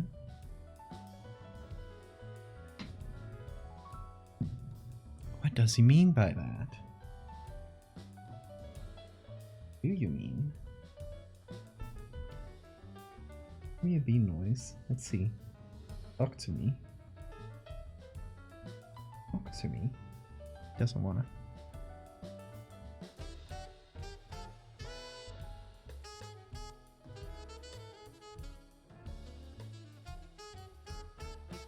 He's spitting right now.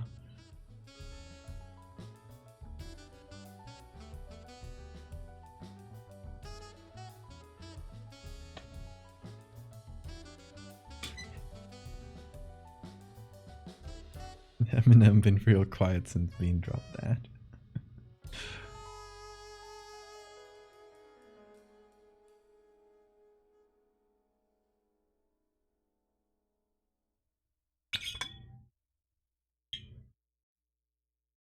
Bean? Bean. I'm trying to get him to respond. Bean? Bean? Peso? Bean? Sometimes you talk at him. You like ask him, he'll reply. Bean? Peso? ¿No? ¿No me hablas? A ver. A ver qué dices. ¿No? Vale.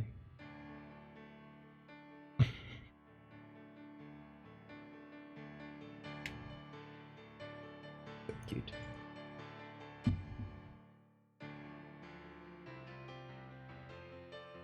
Okay, so my issue with this, just to explain, I'm pretty much happy with it, but my issue is that when you look at it just first glance, and we can do a simulation of what a first glance would be, what the brain would interpret first. Our first glance would just kind of be a mess. What I would like is that even if we blur it, we can kind of see the shape of it. And that means that the eyes will instantly recognize the shape of the winged serpents. Does that make sense? Bye, Bean. That's what I want to do. So, it's kind of finicky because we can't go super dark on the serpents. Otherwise, it'll be like if we remove this layer, for example, which is what lowers the brightness, or no, makes it less dark. I mean, the opposite, lowers the darkness. Remove this, we can kind of see the problem is that the snake here is much much darker than the background should be. So it kind of pops out in an unnatural way. So we don't want that. What I want is to, especially for this bit here. So for this area,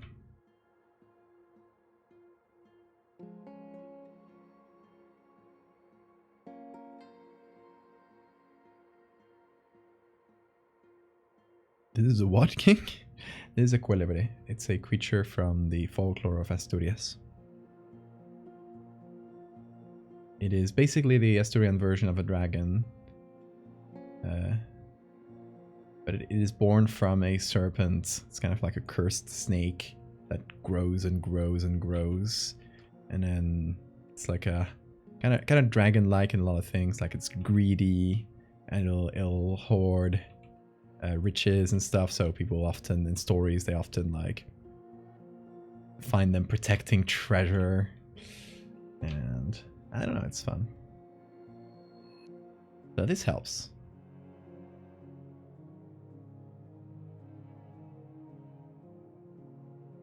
Cuelebre, like this.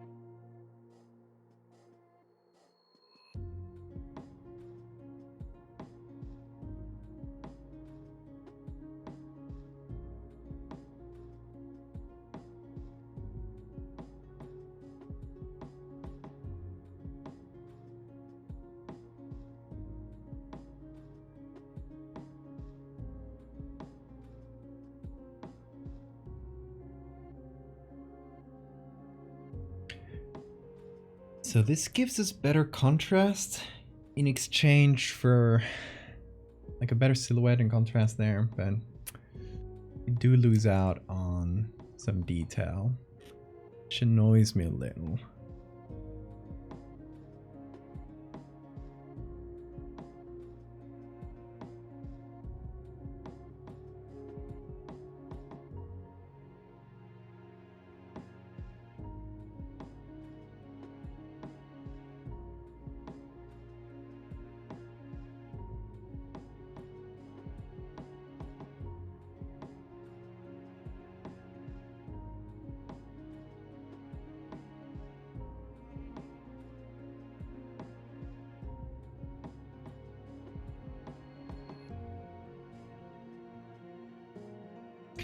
also think I might make the head smaller.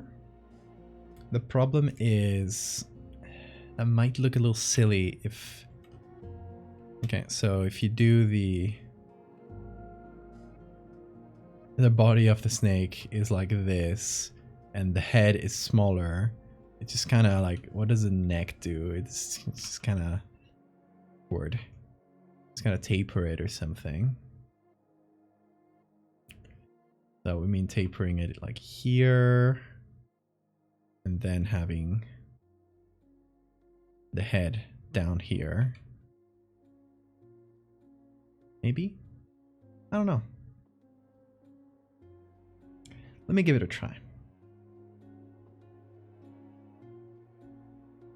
So this here main is just like the body and wings, like the head and wings. And then the head is here, with this being the main head. This kind of being another little chunk. So I'm gonna put that out there. Keep the head here.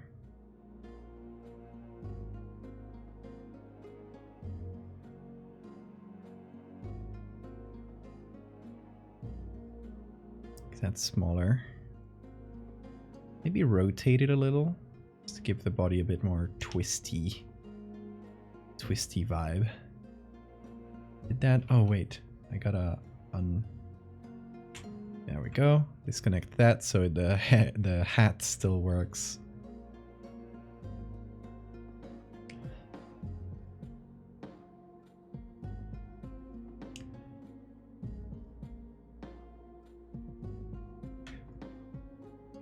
Yeah, I think it's a proportions thing. Like if you have something really big, having the head, like the proportion of head to body be the same as like its smaller counterparts feels a bit weird. Like if Godzilla had the same head size as an equivalent lizard, right? When the early Godzilla movies, they had like a really big head for it. It's just kind of look cute. And that's not what you want. It's not the proportions you want to go for a creepy creature.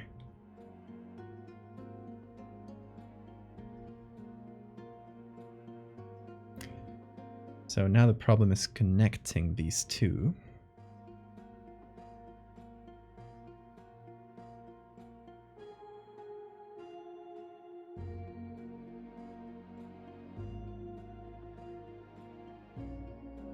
Shin Godzilla, yeah. Love it. It's my favorite Godzilla. Little bug.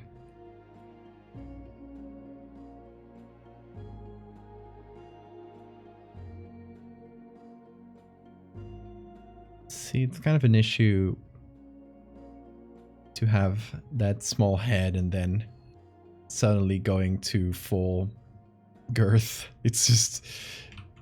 It just feels like a weird neck, I guess. I don't know. I think we'll have to figure something out. Might copy this again, just to serve as a transition.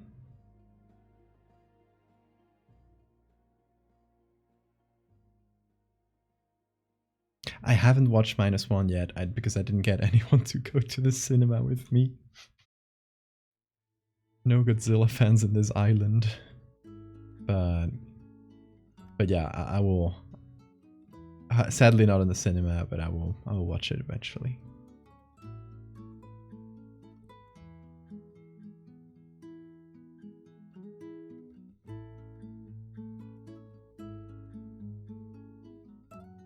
I also forget the shadows. We'll redo those. I don't know where the shadows are. This? No, that's a different shadow. Layer 13? Yeah, that's the one.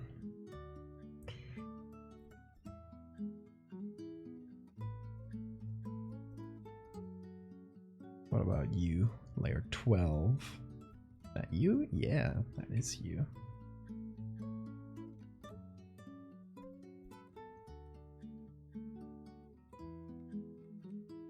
It's a black and white version? That's fun. Don't say full girth. I say many cursed things in this stream. Better get used to it.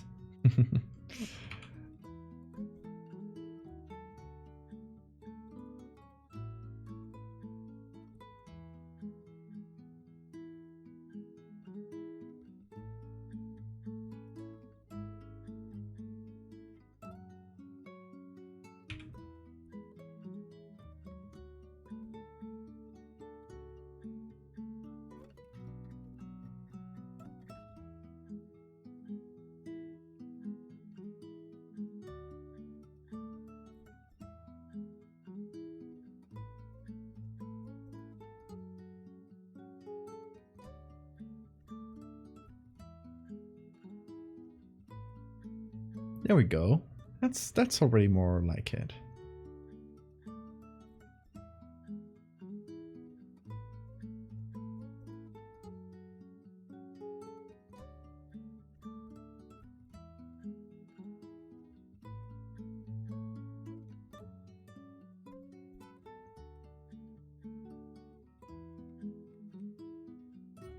Let's see. Compared to compared to this, yeah, better proportions, I think. It feels a bit more natural.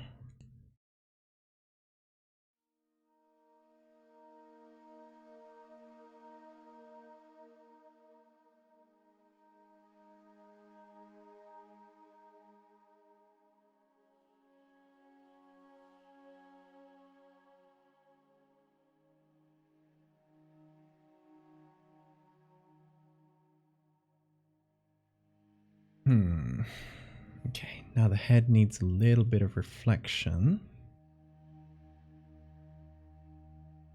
Which I think I'll just kind of paint. It's pretty much just dark. What's up, Bean? Where are you? Oh, down here. Hello. What do you want? You want to come up? Come up here. Want to come up? Do you? Yeah, you do.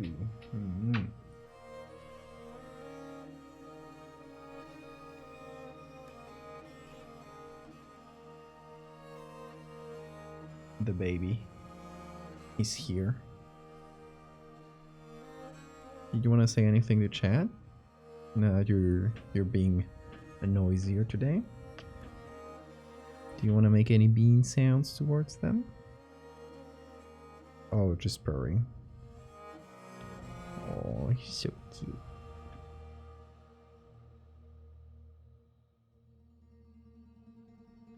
Let's see if we can capture some purring.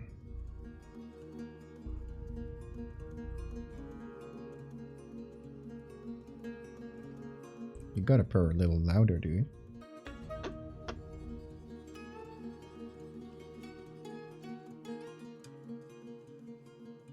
Purr louder for your fans.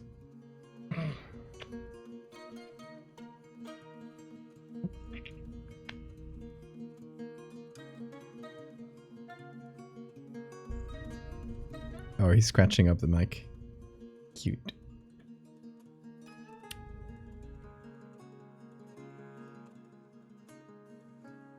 Oh, he's so comfy. I can't drop him now.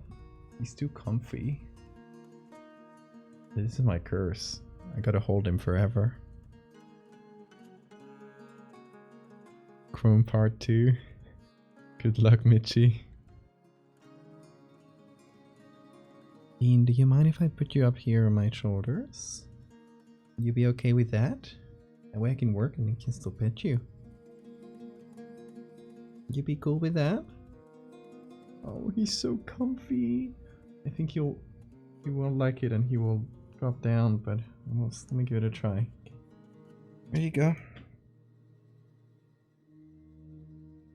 Okay. Down. There you go. Aren't you a little man? Little man. Can you kiss him? Very much I can.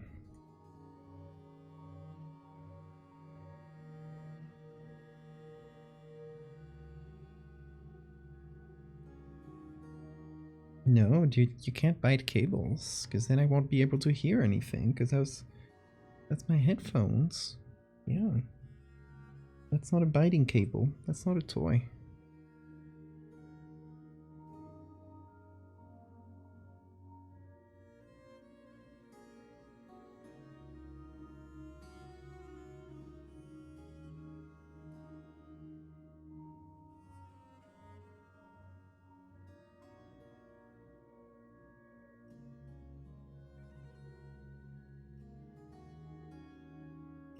You gotta make a keep being a kiss.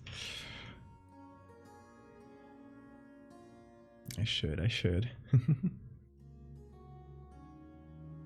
Hey, no biting cables. Come on.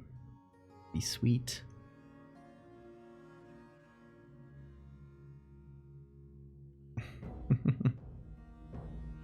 Oh yeah.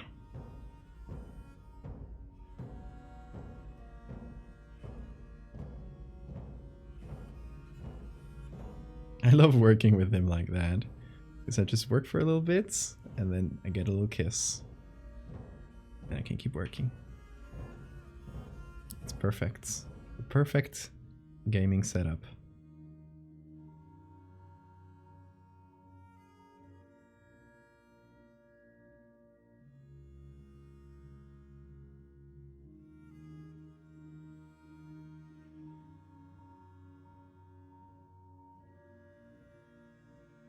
Hey, Pie.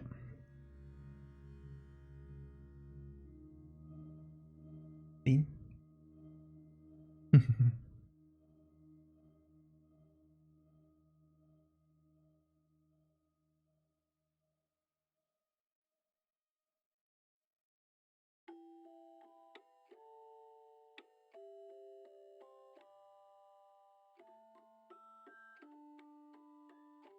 Okay, now I gotta match the top of the head with the neck. And brightness. No cable biting. Come on, resist temptation.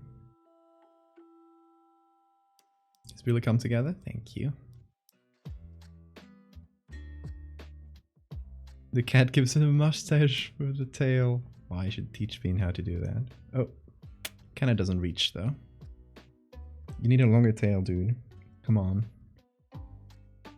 That was a very good bit. Oh, he just hit me with his tail. Like, screw you. Release. Unhand that at once.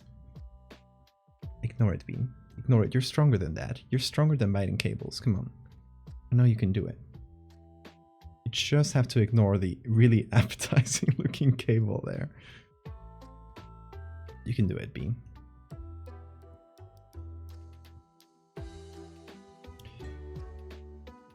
Okay, and in terms of silhouette, I think it's a bit more readable now.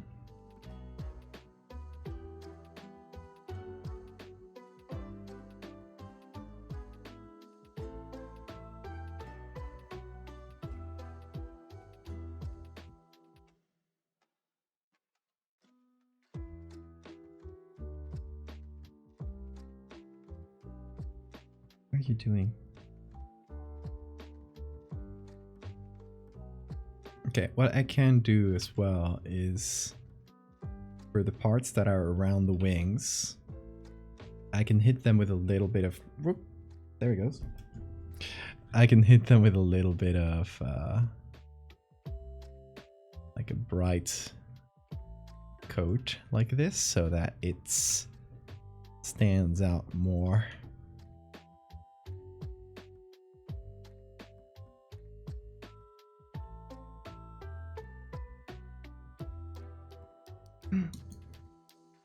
My boy is needing...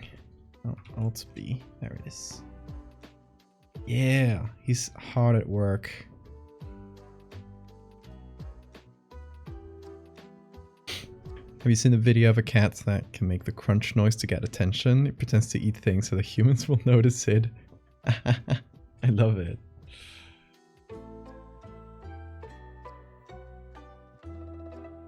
So smart, yeah.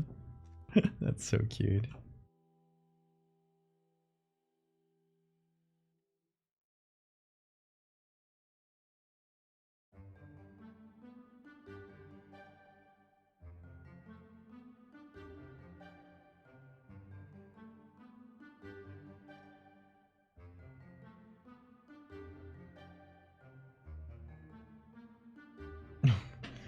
I love when he lies down but still continues.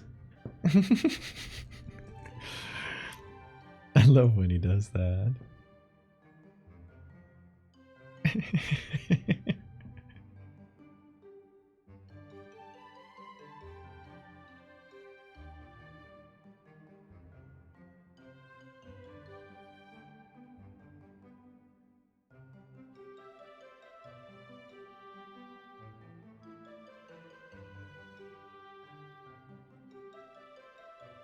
Yeah, that should hopefully give us a lot more contrasts.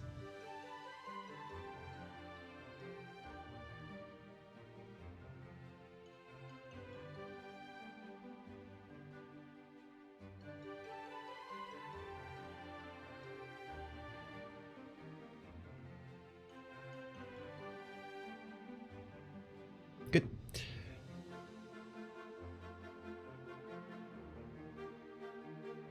And next, this.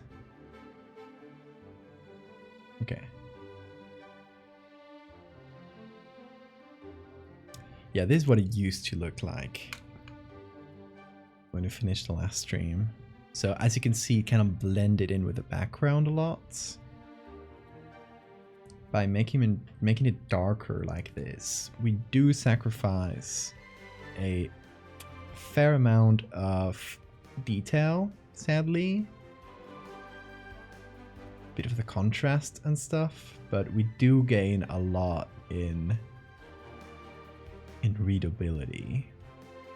I can turn up the contrast a little so that, yeah, that doesn't lose that much detail actually. Less than expected.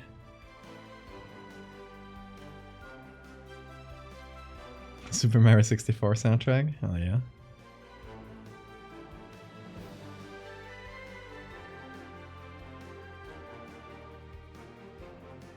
Okay, now let's try the effects. Let's put this... Oh wait, what is this soft light? Put it below. Oh. What does it do? Adds a little bit of contrast in a couple places, but it doesn't really work on the face because now the face is different. So, I'm gonna remove it from the face and then proceed. So I'm gonna copy all the smart filters here, and it's gonna take a while. So let's be patient. Let's be patient, and I'm gonna remind myself that soon I will have a better computer that will hopefully render this sort of thing instantly instead of having to wait every time. Or near instantly. Chrome was a success! Yeah! Hell yeah. That's fantastic. Give it a subtle oily look. Yeah! That's great.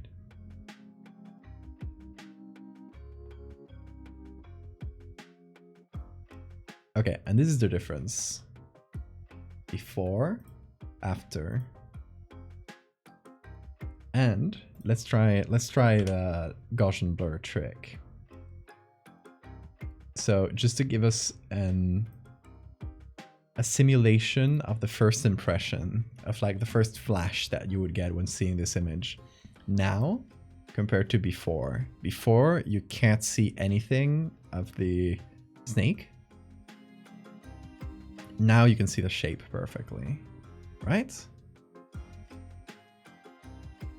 So now hopefully it'll be the first thing that'll call your attention, because it is, we got a very low contrast on the sides. Like if we just look at the composition, we just got like dark, dark, bright, but then like the silhouette breaks through the bright bits, so hopefully that's like where people's eyes are gonna go. Hopefully.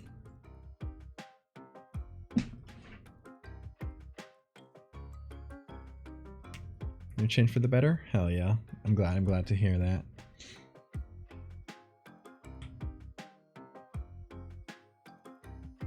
It's something that's really like hard to predict, like the sort of like what people are gonna look at first, right? That sort of thing. But if you do it right and you guide people's eyes well, it can really make for, you know, a much better results and much better like composition and everything. I'm gonna just giving it a touch of light here on that cave in the background, because I don't want it to read as part of the dragon. I want it to be like, oh, it's winding around.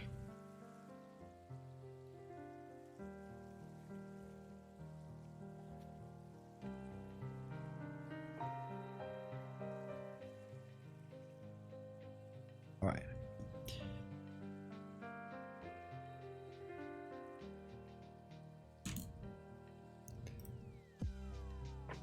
Now I save this. Much happier with it. See, I knew I should have. I was about to post it as it was, and as this, but there was a little thing bugging me. I was like, no, I'll wait a little. And I'll give it a second look like tomorrow. I thought about this yesterday, so I was like, I'll give it a second look tomorrow, and I'm sure I'm gonna see what's up.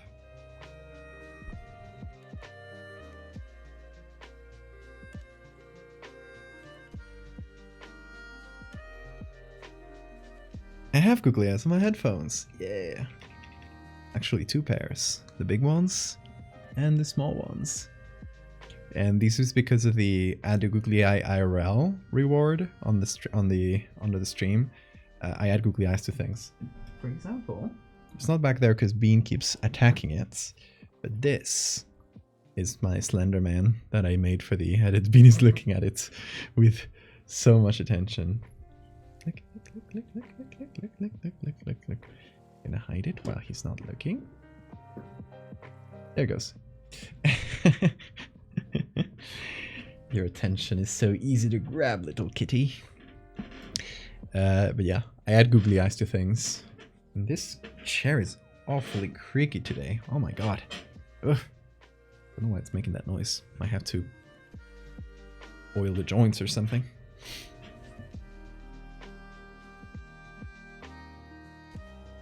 But yeah, we have rescued in this only this week.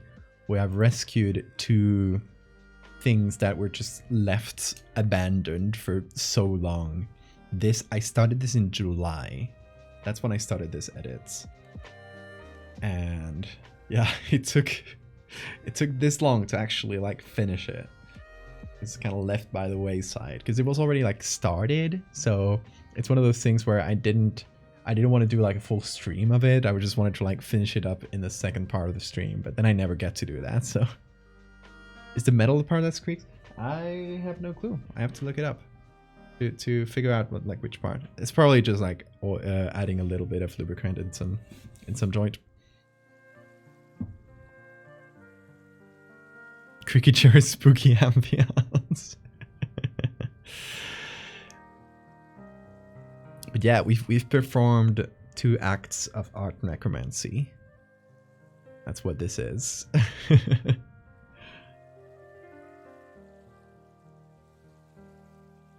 Oh, let me real quick add some brown to this. There we go. There, because when I did a soft light, it changes the color a little bit. So just want to correct that.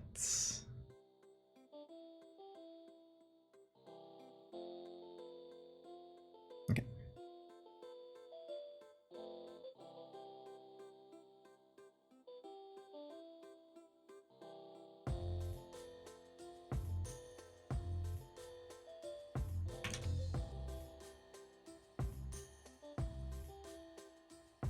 Save that.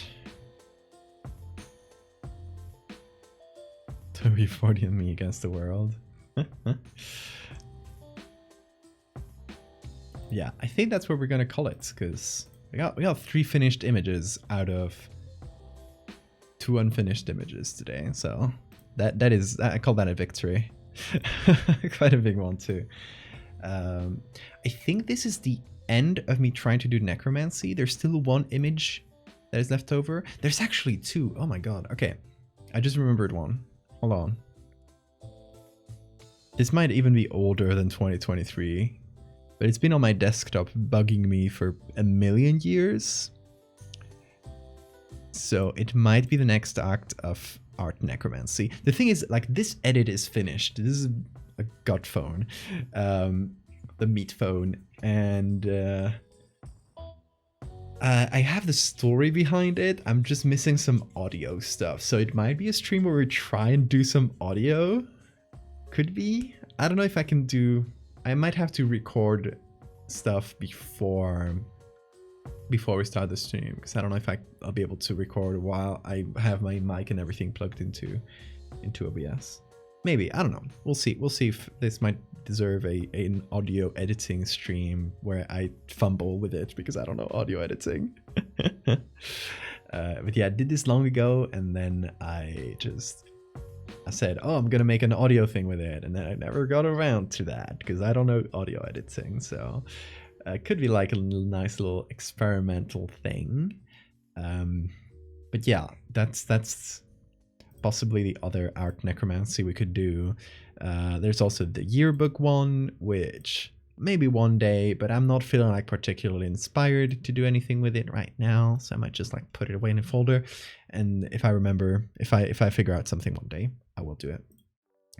And then there is Megalomorpha stuff that I got finished, so that might be the third act of the last act of the art necromancy. Gotta figure out this image and another one that I don't really like, and redo them. So that's more like redoing than necromancy, but we'll figure something out. Oh, my favorite Photoshop tool for no reason. If you ban it now, it won't serve any purpose because I'm about to end the stream. You're too late. You're too late. Where's the meat phone signature? I don't remember. Let's see. Probably scratched on.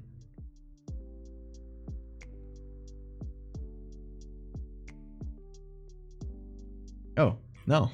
It's the brand of the phone. Saving it for later. You'll have to figure out. I can't just tell you which Photoshop tool would affect me the most if banned. You have to watch me use them and see, like, and try to guess the one that will make the most. Are we able to talk afterwards? Are we able to talk afterwards? Yeah, feel free to shoot me a message, but I don't think I'll be able. I'll probably be going to bed fairly soon. But yeah, y'all, thank you so much for being here. Sleepy Bean says bye, and I say bye too. I will see you again on Monday. There's also probably later next week, I'll be doing another stream at Lou's channel. So just remember to follow Lou as well. Don't forget Lou Seth. Don't forget to follow Lou because I'll be there as well. Someday next week, probably tell you on Monday. But on this channel, we will be back on Monday, possibly doing some more art necromancy or possibly doing something else. We'll see. I haven't figured it out. We shall see. Y'all, thank you so much.